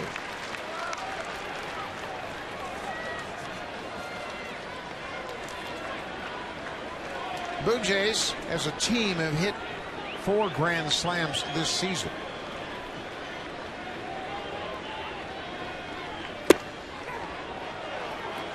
First pitch strike.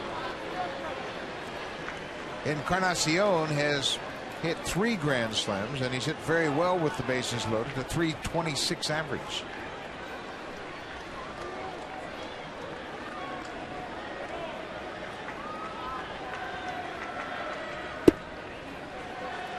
A good sinking fastball runs off the plate inside. Yeah, 90 miles an hour with that sinker. He's also got a little bit of a slider.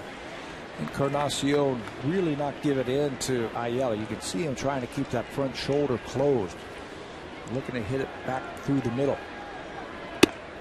There's that flat slider that runs off the plate away.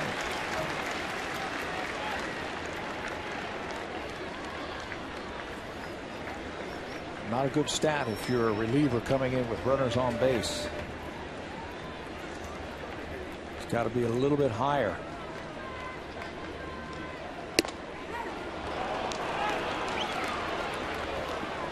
2-2.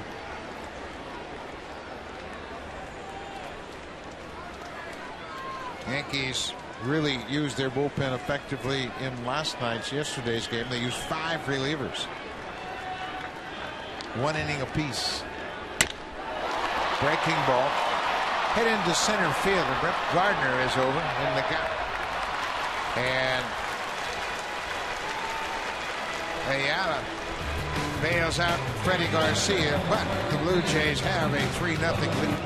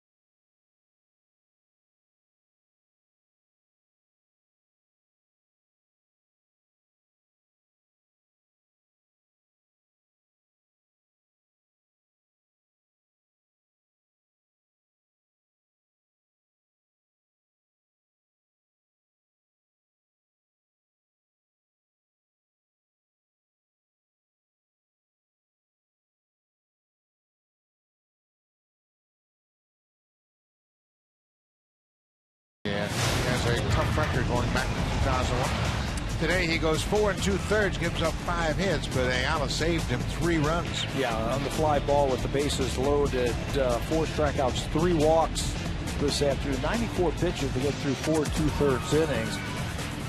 Have to be almost perfect the way that Brandon Morrow has been throwing this afternoon against the Yankees. He has now thrown 5 innings, given up just 2 hits, 6 strikeouts, and 1 walk. He is commanding his fastball. He's starting to use his breaking ball just a little bit more here the last couple of innings to get strikeouts. After 22 pitches in the first inning, he's been economical. He is set to work here in the 6th.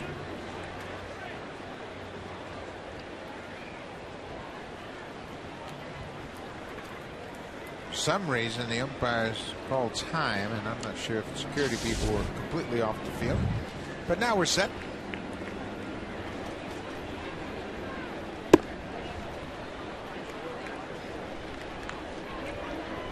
Ramiro Pena getting the start at shortstop today. He struck out looking in the third inning.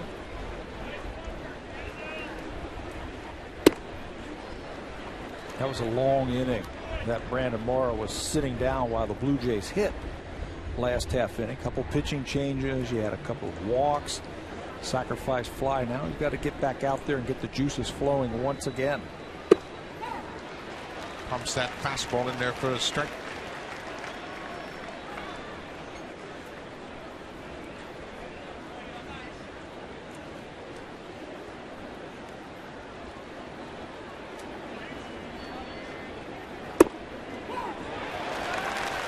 Morrow has retired 10 straight. Russell Martin had an infield single back in the second. He was the last batter to reach.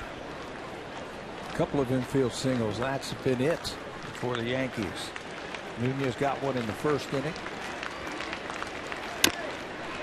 Bouncing ball. Third base side of the mound. What a play by Brandon Morrow. Wow. Got off the mound in good shape, but really couldn't get a lot on the throw, and he threw a strike to first. You know, the thing that scares you when your pitcher has to come off the mound, watch how he fields him and has to, in one motion, kind of flick it like an infielder. Right there. You worry about him pulling a muscle or something, but that's a great play. Stays right with it and throws a strike over to first base. Blue Jays have been sharp on defense the last couple of days. Eric Thames has made a couple of good catches here in the outfield. Morrow helped himself out there with that good defensive play. Back to the top of the order. Brett Gardner.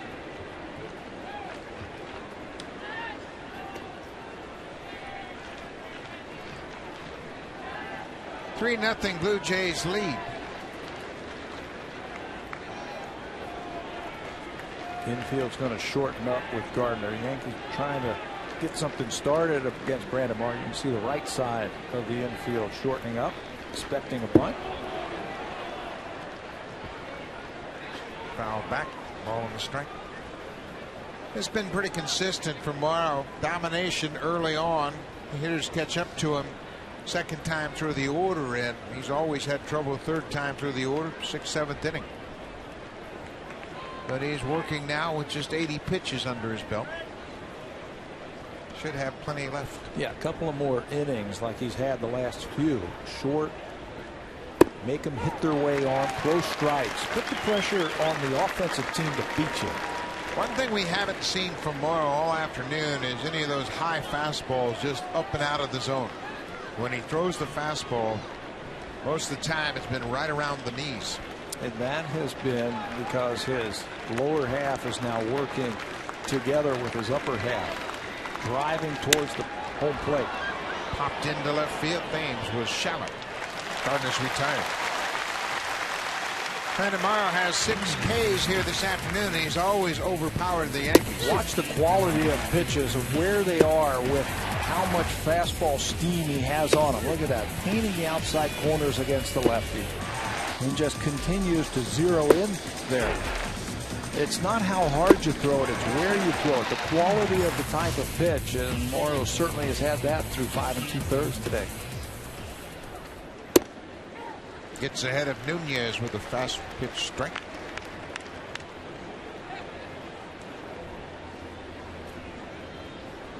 Nunez has one of the 2 hits.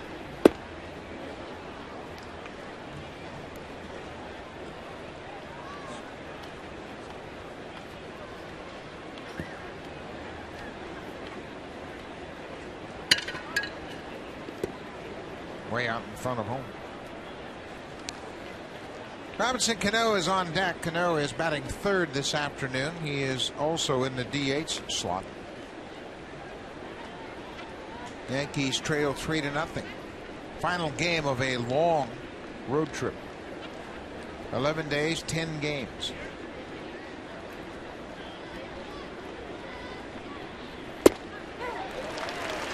Down with that slider. Some days you just have that release point and it just feels good coming out of your hand.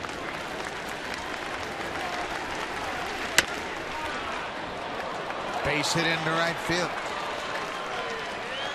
Nunez reaches. Now they throw the ball behind him. Encarnacion goes to second. Good play. Everybody playing with their heads up today except Nunez. He got caught flat-footed. Bautista threw the ball behind the base runner at first. Encarnacion was heads up. He threw a strike to Mike McCoy at second. Bautista will pick up another outfield assist. Bautista nonchalant throws behind the runner, and Nunez is gunned down at second.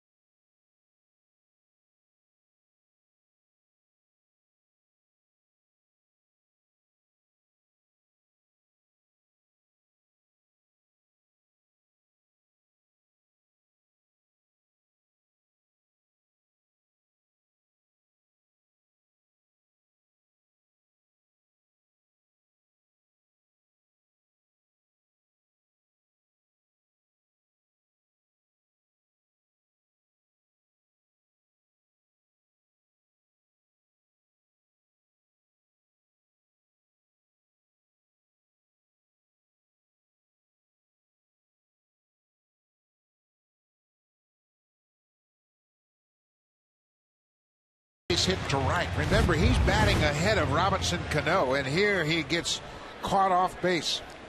Well, I don't know if he got in between out there. I know you want to take a good hard turn, but you don't want to get caught out in no man's land. Down by 3 runs and a great hitter coming up behind you. Yeah, that's a huge mistake to be thrown out at second with Cano coming to the plate and Rodriguez right behind him. A heads-up play by Jose Bautista to throw behind him to create something there. Yeah, I don't know if he saw something before, maybe the last time he got a hit. He takes a quick glance and then acts like he's going to throw to second and then throws behind him and gets him. And that certainly helps Brandon Morrow keep that pitch count down. The pitch count, and in fact, Morrow would have been working out of the stretch to Robinson Cano with the possibility of Alex Rodriguez coming to the plate. Luis Ayala. It's Kelly Johnson to chase that pitch down and away. Ayala retired Edwin Encarnacion to end the Blue Jays' 5th.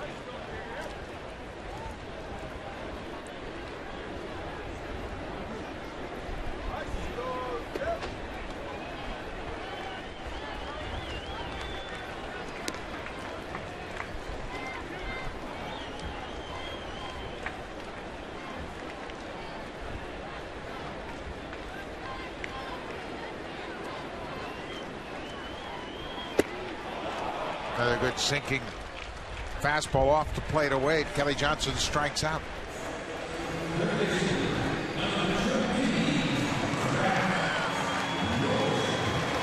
You can see Steve Donahue, the assistant trainer with the Yankees, has a walkie-talkie in his hand on the dugout. And oftentimes that would be frowned upon, but you can see the walkie-talkie in the bullpen. The Yankees bullpen phone is shut down. It's not working. The Yankees brought it to the umpire's attention, and they have been allowed to utilize the walkie-talkie, so that's how they will communicate back and forth. Dale Scott, the first base umpire, is the crew chief. He's talking with the home plate umpire, Dan Iasonia, and making sure everybody understands what's up here. Phone. Earlier, we saw the engineers working on that phone in the bullpen, and then they replaced that phone with the walkie-talkies. Not unusual. It happens from time to time, and we just have to let both managers understand what the situation is. That Laurie lines to Ramiro Pena at shortstop.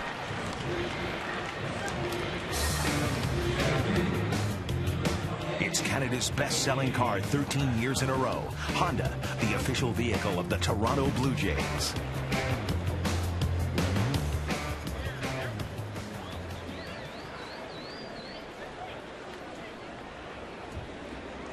Kobe Rasmus, be happy to see anybody on the mound other than Freddie Garcia. Garcia gave him a steady diet of off-speed pitches. Rasmus had a pair of hits in yesterday's game.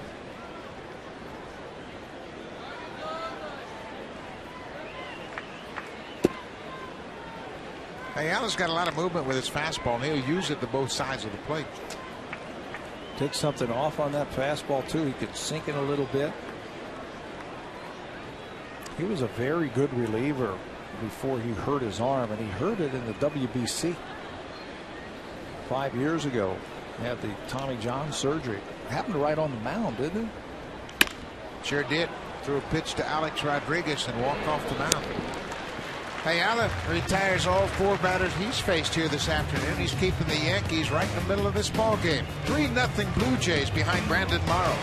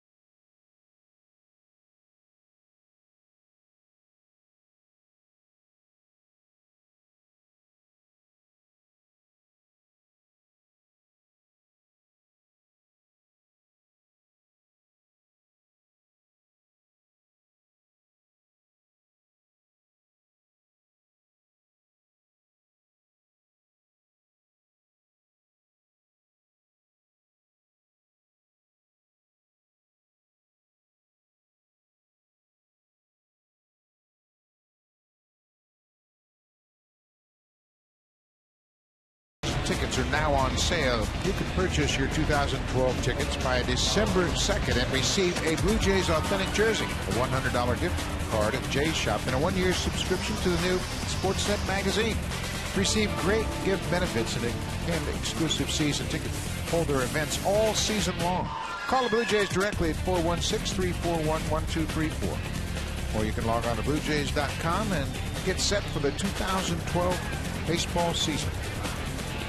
A lot of good things going on with the young players here with the Blue Jays. Robinson Cano lines it right to Jose Bautista. 1 pitch, 1 out here in the 7th. Great crowd here on hand the last Sunday of the regular season for the Blue Jays. 34,657 in attendance.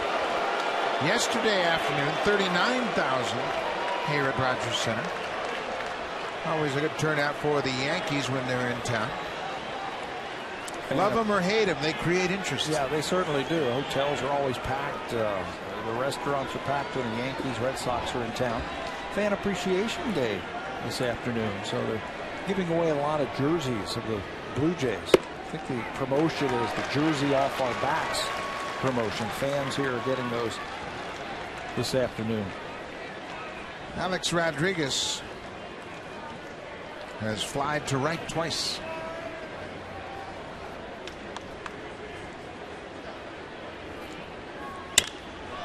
Pops this one into center field.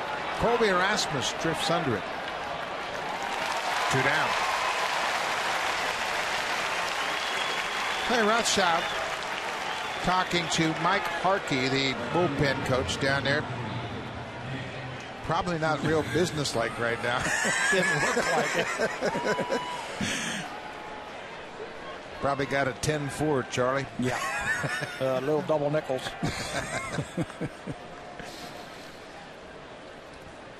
Nick Swisher. He's lined out twice.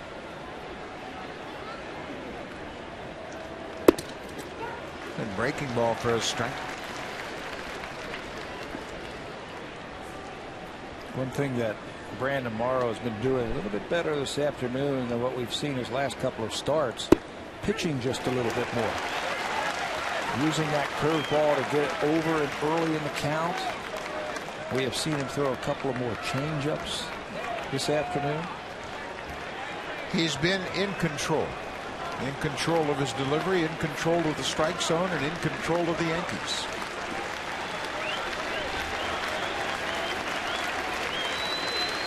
Oh, 0-2 to Swisher. He stays alive.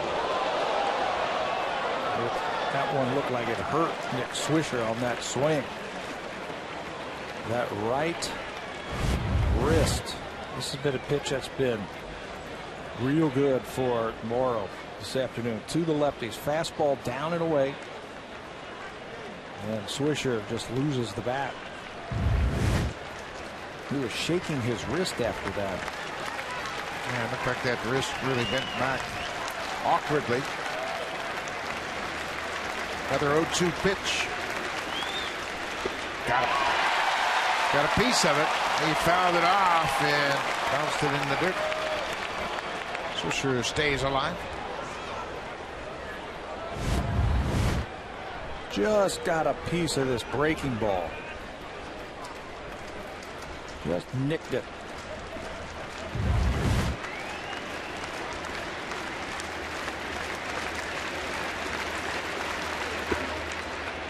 Came right back with the same pitch. It's 1-2.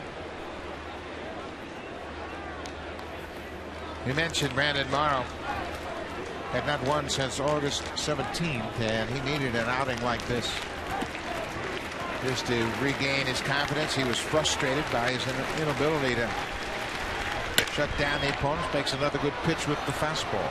Talked about that after his last time. And he knows that it's been a rough stretch and how it's been wearing on him. He says he goes out there every 5 days. He says he feels good, and he feels like that day is going to be the day that he puts it all behind him. Today, he has done that. He has made pitches.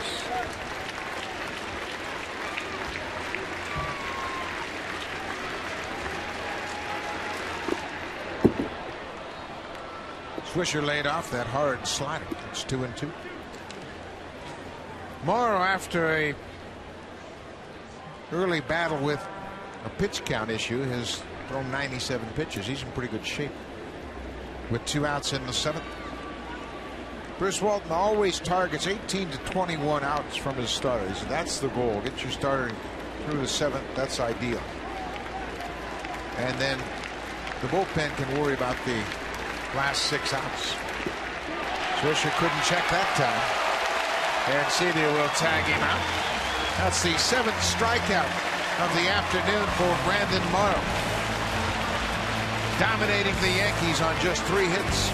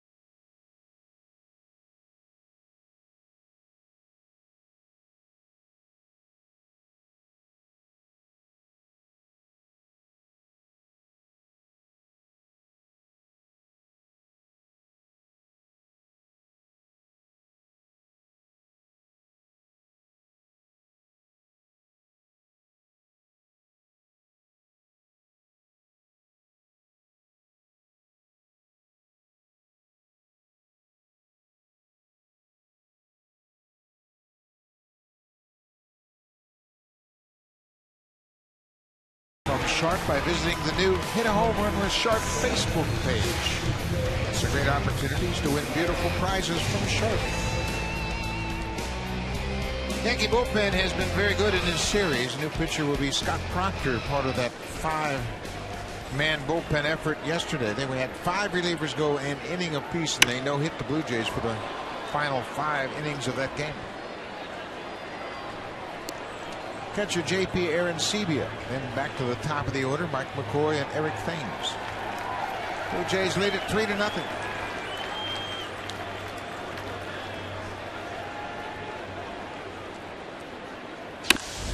Arancibia drives it to left field. Dickerson got a late break. This ball is off the wall. Arancibia was headed for second, and JP starts things off with his 19th double of the season. Proctor saying that was too much of the middle. Too much. Arancibia, for a number 9 hitter, has got great numbers when he hits 9th in the lineup. Second time that he will get on base this afternoon. Ball down and in. He drives it over the head of Dickerson. That ball took off on him also. Dickerson cut across the field, but it was over his head easily. And now this situation screaming for a bunt from McCoy. McCoy squares and bunts it right in front of home plate. Russell Martin thought about third, but McCoy gets the job done. Arancibia moves over to third with 1 out. Get those add-on runs late in the game. 1 here, 1 there. You're right. Martin was thinking about trying to come up with the ball, but it didn't look like he grabbed it cleanly when he reached down with his bare hand. So he just took the out at first base. Now the infield has to come in.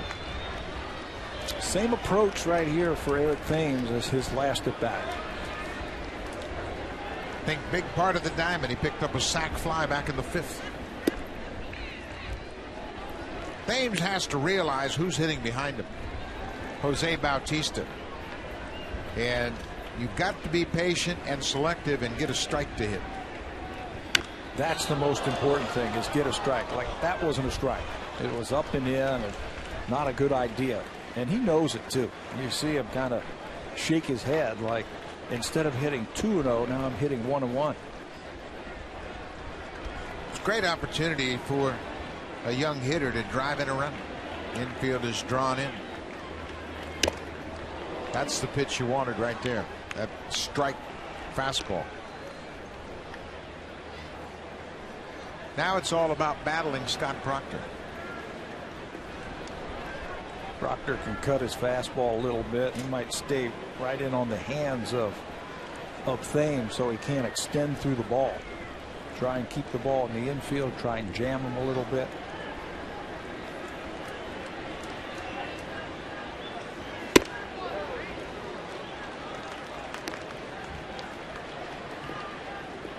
Proctor's arm has bounced back. He got worn down pretty well by the Yankees and then went out to L.A., but he's got his fastball back. Yeah, with a little bit of late movement too.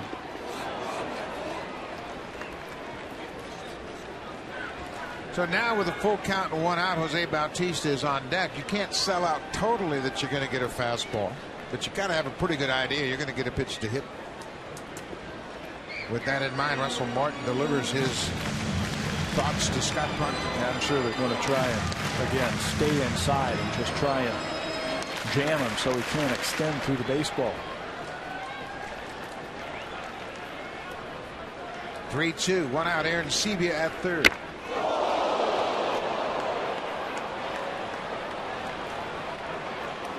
There's that fastball right inside. I'm not sure where that hit Thames, but the foul ball came up and knocked his helmet off. High and tight, right off the bill of the hat. Wow. And you can see how he had to draw his hands in to make contact with that fastball inside. Yeah, that's where they want to stay with him, I think. George Poulos having a close look at Eric Thames. Looked like he took the force of that off his left eye. Yeah, you hope that it got the bill and not any part of his face. Watch this once again. They're going to try and tie him up as he pulls his hands in. He tries to get the barrel out there, and he just goes right off his helmet.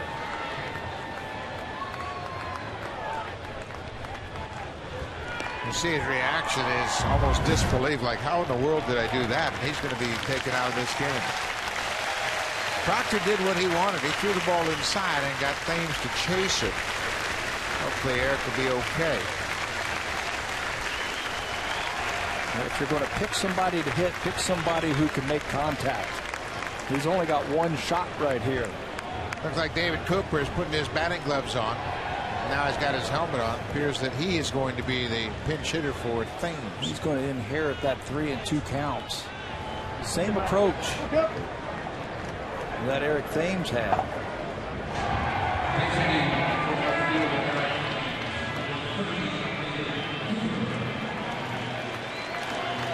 Well, you talk about an emergency pitch hitting situation. Sitting on the bench watching Thames foul off the 3-2 pitch, and then the next thing you know, you're getting ready to stand in full count. Your name is called, and you get one pitch, one chance right here to try and drive a run in.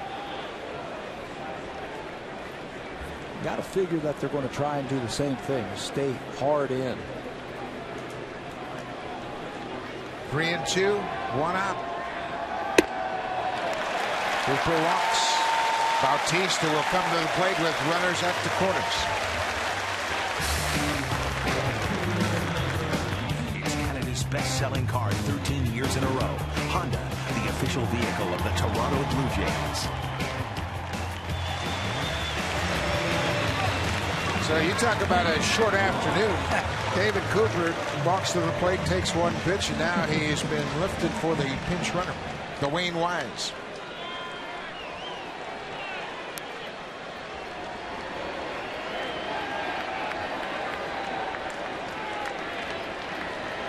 Jose Bautista looks at a fastball down and out of the zone. This is going to be fun right here. You've got a power pitcher in Proctor who likes to use his fastball against a power hitter in Bautista.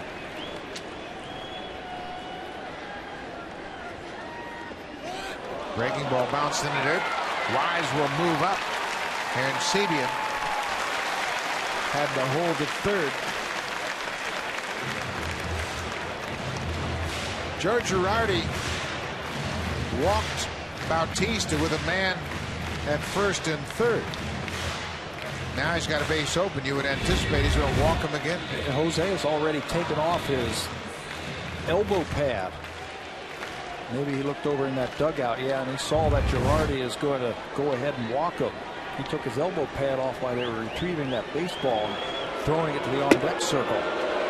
There's a lefty warming up for the Yankees. For that guy right there. Would you ever tell Dwayne Wise not to run in that situation? Just to make sure that Bautista, I've seen it happen before. But in the same regard, Bautista was walked Friday night with runners at the corners and 2 outs, and the open base was at second. Girardi walked him. So Proctor will be lifted. Raul Valdez, the second left-hander to appear here, will come on to take on Adam Lind.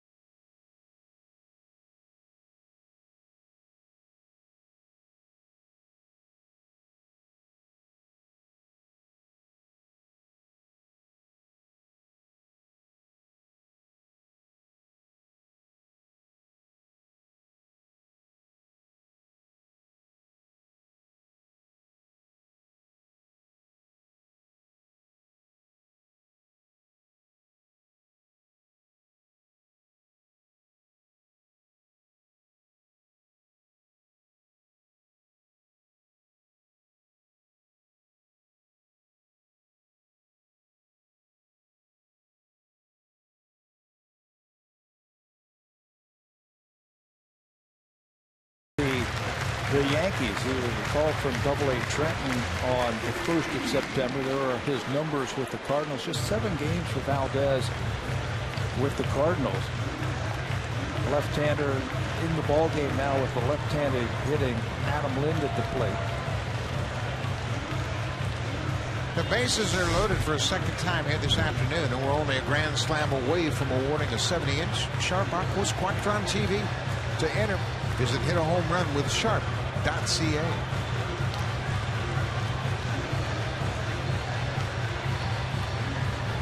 Adam Lind with 2 home runs. He's also walked. He's had 1 3-home run game in his career. September 29, 2009 at Boston. He came up for the 4th time and got smoked on the elbow and broke his elbow, and that was right at the end of the season, so he never got a chance to hit that 4th home run. So now he was really studying Valdez when he was on the on-deck circle. Watching, studying what he throws. He's a sinker ball pitcher with a slider. Also, breaking ball pitcher. There's Lind's numbers in his career with the bases loaded.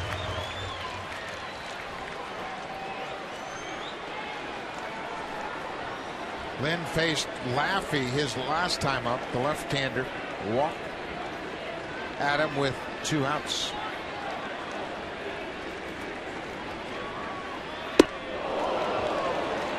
A little sweeping breaking ball that Lind goes after. That's what he's going to get a steady eye of, I think, right here. Valdez needs a strikeout or a ground ball. He might show him the fastball, but he's going to throw him lots of breaking pitches. Put it in a good spot. Breaking ball down and away. It's not a hard breaking ball, just a sweeper.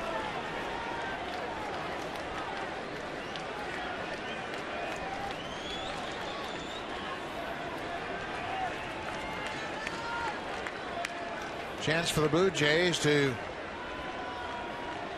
extend their lead.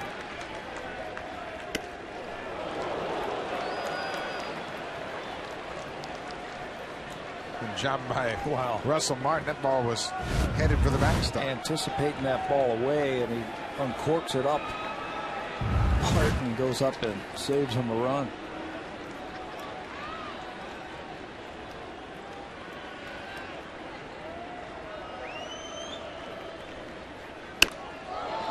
Got a fastball there and fouled it back. Valdez is not a kid. He's 33 years old. Comes out of Cuba. Signed originally with the Cubs back in 2004. Was out of baseball the entire 08 and 09 season. Strike 3 call. Well, a good fastball down and away, and Adam Lind is called out.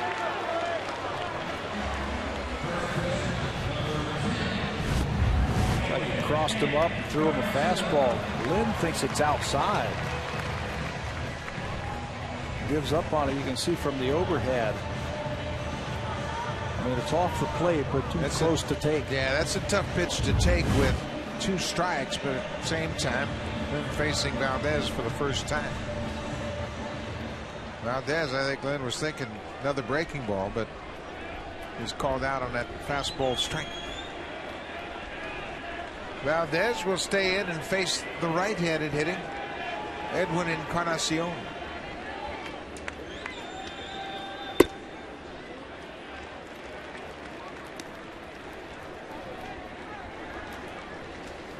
This has been a situation that Encarnacion should be getting used to.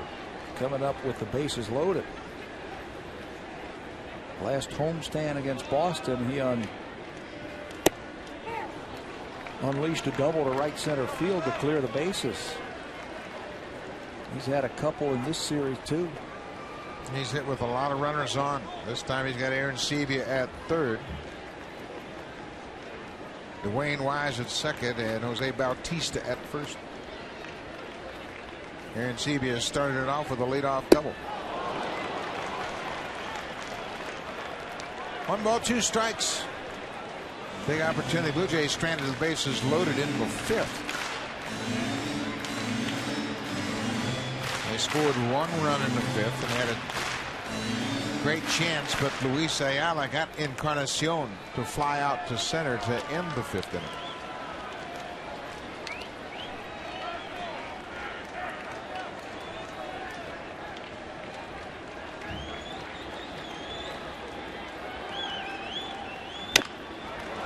Ground ball to third. Rodriguez will go to the bag and beat Wise. Again, the Blue Jays can't cash in with the bases loaded. Valdez does his job, but the Blue Jays still lead the Yankees 3-0.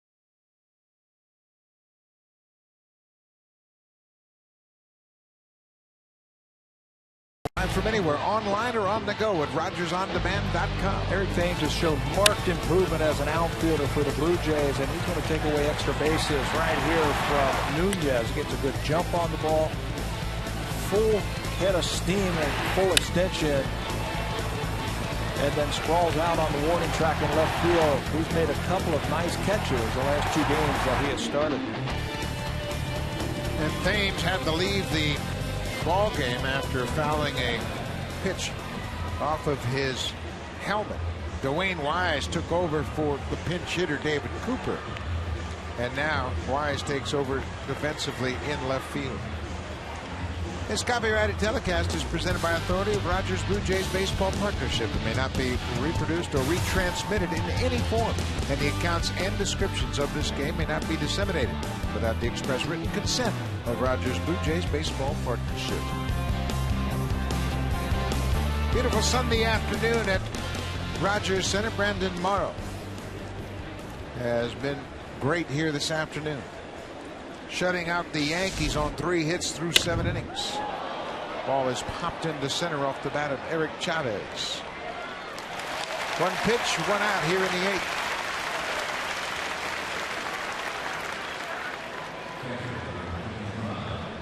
Morrow went into this game with a lot of confidence. He's thrown some good ball games against the Yankees this year. He's 1-1 in a couple of starts with a very good ERA.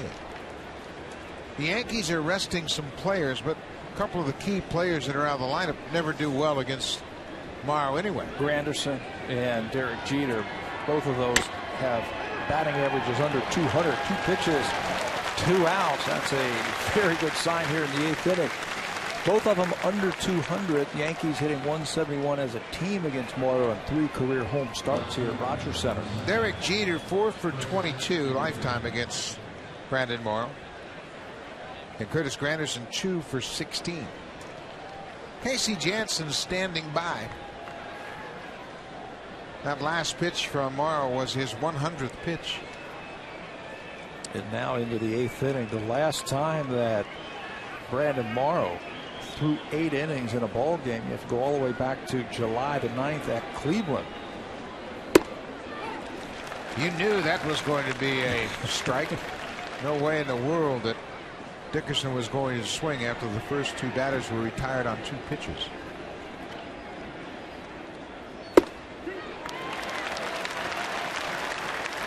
Oh, 2.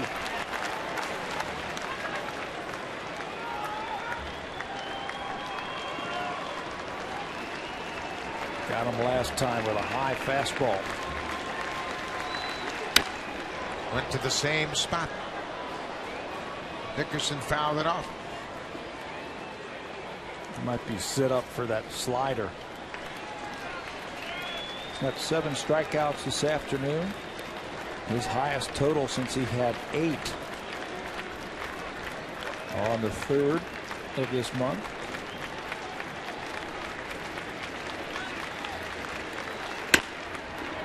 Bouncing ball. McCoy dives, knocks it down. He didn't have a play.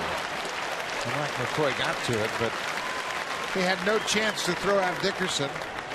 Just the 4th hit of the afternoon. Another infield hit.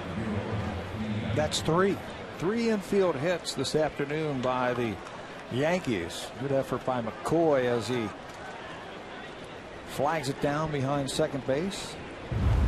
No chance to make a throw.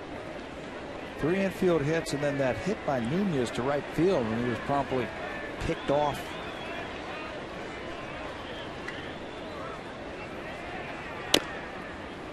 That's 3 times that Pena's gotten a slider that he's hit right off of his shin.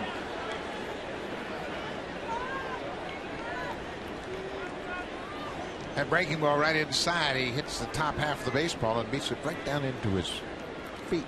Got a pad on there now after that last time.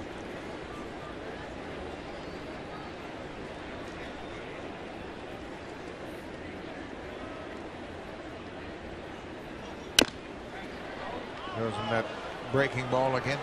Brandon Morrow faced the minimum for 5 straight innings, the 3rd through the 7th. Had a chance to do that here in the 8th, but Chris Dickerson came up with an infield hit with 2 outs.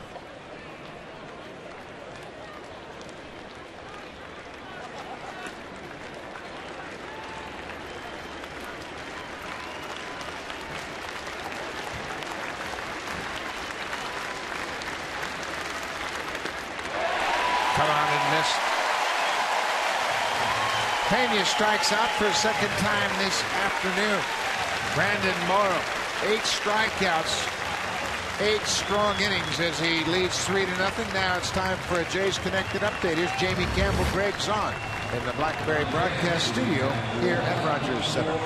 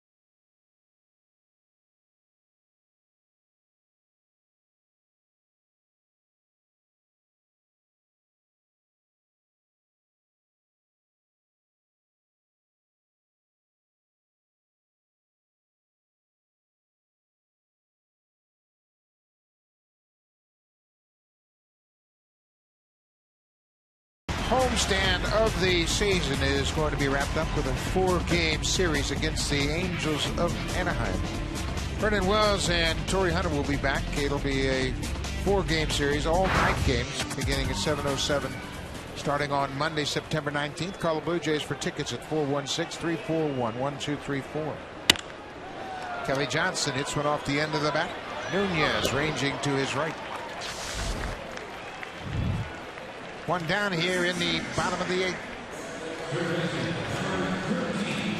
Raul Valdez in his 2nd inning of work. Valdez came on and got some big outs. Yankee bullpen, I think, is the best in the American League. I mean, it is by the numbers. They're number 1 in earned run average. But their bullpen is, I think, pretty special. Well, if you start from the back end and work forward, it's obviously very special with Mariano Rivera. He tied the record for most career saves with his 601st yesterday. That ties Trevor Hoffman. And then you've got Rafael Soriano, who has been a great closer. He can pitch in the 8th inning. David Robertson has been lights out pitching in the 7th. Think about this. No Jabba Chamberlain either. He's out for the year with elbow problems. No Damaso Marte, no Pedro Feliciano, who was a big sign to be a left-hander out of the bullpen. Brett Laurie waits back on that breaking ball and rips it into center field. His first hit of the afternoon. Better approach right there. Stayed back on that curveball, waited for it to break, and then attacked it. You see him trying to get out on that front foot, but he just kept his hands back. Laurie's at first with 1 out. Center fielder Colby Rasmus is 0 for 3 so far.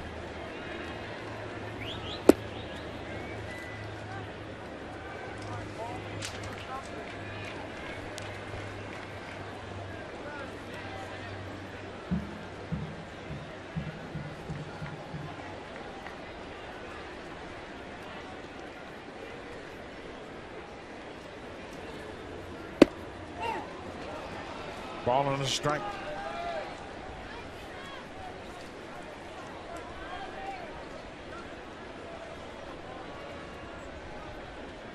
Rasmus and Valdez were teammates in St. Louis with the Cardinals this year.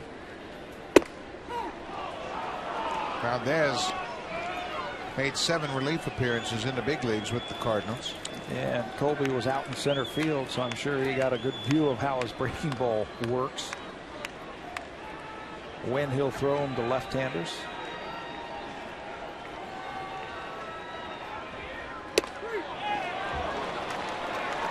He is caught looking at that good breaking ball. That's the 2nd out of the inning. Curveball, drops down, starts it right at him and freezes him. He can't pull the trigger. 2nd strikeout of the afternoon for Valdez. So Valdez, good outing of work here this afternoon. He picks up a couple of strikeouts, gives up just 1 hit. George Cantos, a right-handed reliever, will come into the ball game. The Jays lead it 3-0.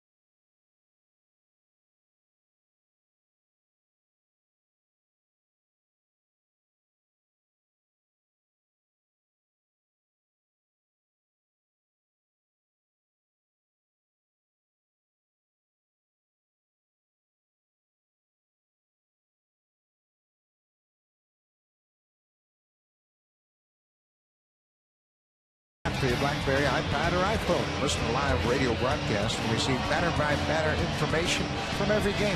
AtBat 2011 allows you to customize the app to receive Blue Jays specific news and alerts. Visit BlueJays.com for more details.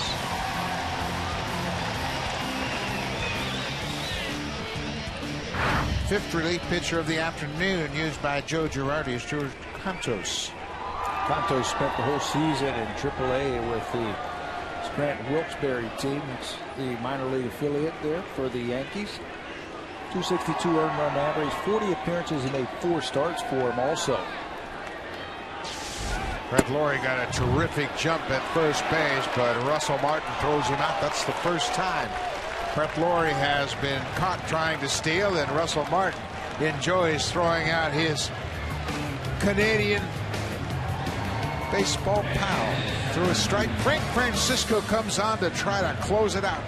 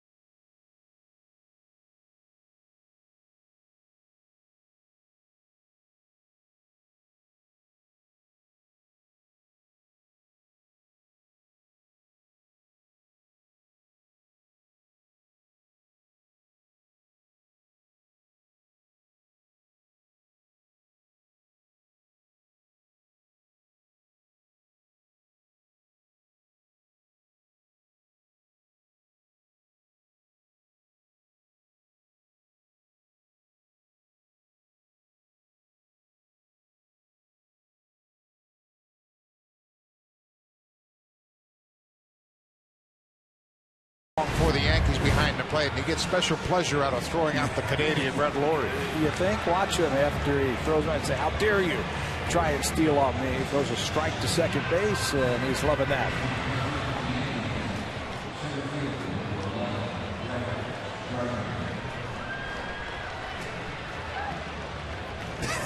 Two catchers sticking together right there as he says something to Martin. Russell Martin and Brett Lawrie, they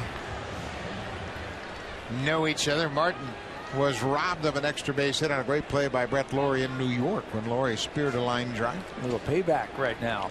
Frank Francisco into the game looking for his 16th save. Last time he was on the mound, that was on the 14th at Boston. He was dynamite. Picked up that 15th save, had a couple of strikeouts. Probably had his best fastball that afternoon. And starts things off with a good fastball to Brett Gardner.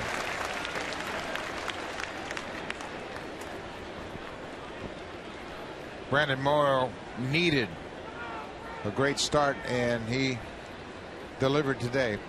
8 innings of 4 hits, shutout ball. He only walked 1 batter, and that came in the first inning. He struck out 8. You know, if you count after the base hit by Nunez and thrown out by Bautista on the bases, he didn't retire him, but he got him out.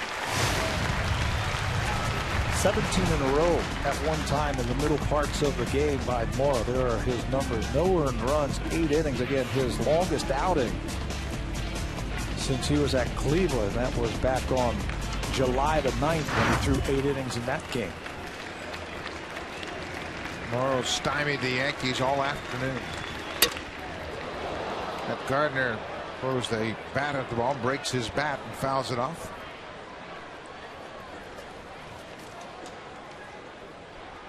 I'll be right back here tomorrow night. The Angels are in town for a 4-game series. Jerome Williams will start it for the Angels. He'll go up against Ricky Romero in Game 1. Right here on Rogers Sportsnet. The pregame show with Jamie Campbell and Greg Zahn. That starts at 6:30 p.m. Eastern Time, 3:30 p.m. Pacific. Great crowd on hand here at Rogers Center, and they've been entertained to another good ball game. Gardner stays alive.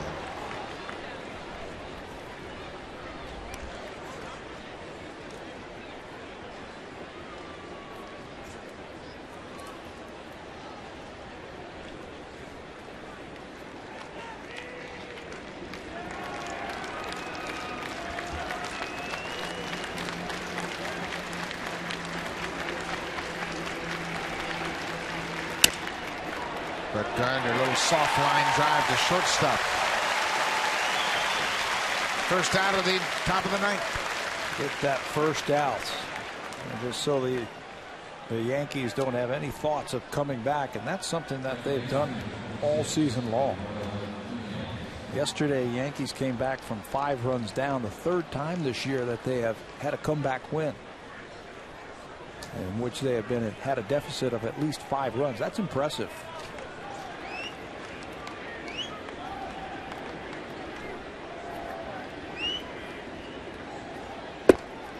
Inside.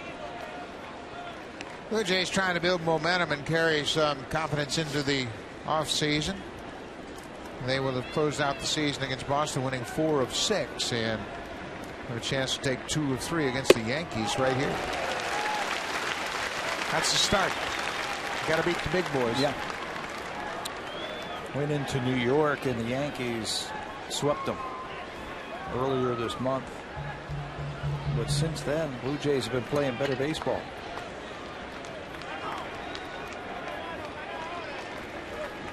Ball on the strike to Nunez. A good fastball. Well, you're right on about Francisco. He's had a better fastball here the last month of the season than at any other point of the season. The last 22 games, he's only had 4 walks. He has used his fastball. At times, he'll use the curveball if it's feeling better. He'll go back and forth between a splitter and his curveball. Which one feels better? Nunez drives this ball. It's going to split the outfielders and go all the way to the wall.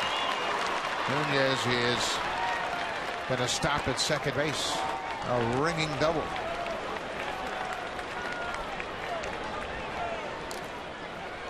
Third hit of the afternoon for Eduardo Nunez. He's got some quick hands as he gets to that high pitch from Francisco and hits it on a line to left center field. He's had an infield hit. He had the single to right field where he was thrown out, and now this double. He mentioned the Blue Jays. They were up 6-1 in the ball game going into the top of the 6th inning. The Yankees scored 4 in the 6th and 2 in the 7th yesterday afternoon to come back and win that game. Robinson Cano. Francisco with a fastball strike. Cano had the only walk issued by Brandon Moore. That came in the first inning. Cano was thrown out trying to steal on the back end of a double steal.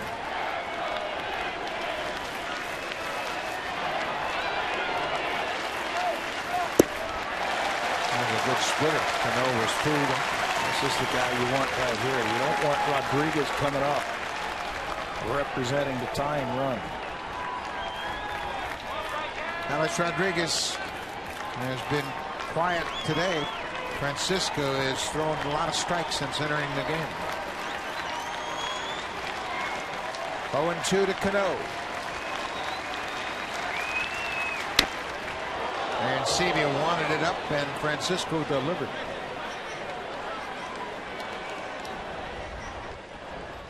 Great weekend series. There have been over 103,000 fans attending the 3 games. Good turnout, great weather, good ball games. Blue Jays won Friday night 5-4. Yankees 7-6 winners yesterday afternoon. Blue Jays trying to win the series.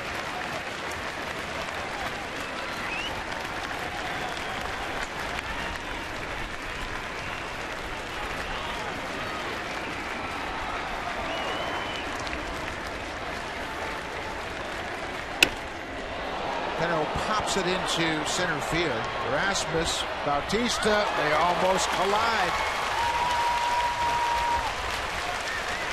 Again, lack of communication in the outfield. Rasmus, center fielder, has priority. Wind is blowing around, and that compounds the situation. Yeah, Colby Rasmus called it. You can see him. He is almost camped underneath the ball. Right there, he's slowing down and getting ready to throw, and Bautista cuts in front. He's a very aggressive outfielder. Bautista called it. It looked like the ball just blew back into center field. You're right. Rasmus, the center fielder, has fly ball priority over the outfielders.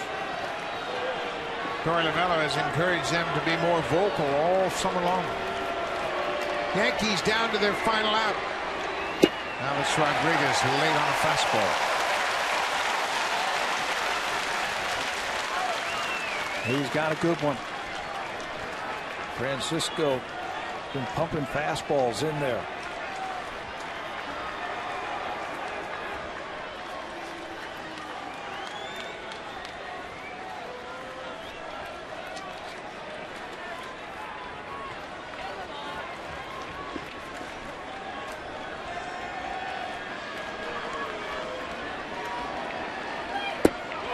Splitter. 0-2. That's the thing about his splitter. It's so hard. You got to gear up for that fastball. And his splitter is as hard as his fastball at times. That was in a good spot for strike 2.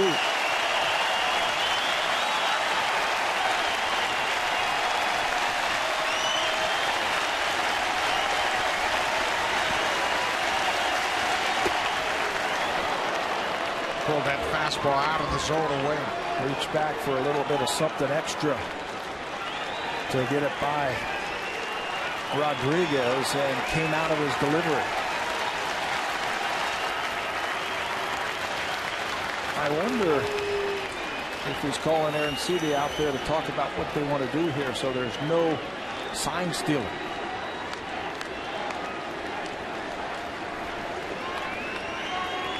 Not a bad move. If you have 8 outs, address it. 1 ball, 2 strikes, 2 outs. Frank Francisco trying to save it for Brandon Morrow. Strike 3 call. Rodriguez knew it. Francisco strikes out Rodriguez. The Blue Jays shut out the Yankees and win the series 2-1. Adam Lynn with a pair of home runs, number 25 and 26.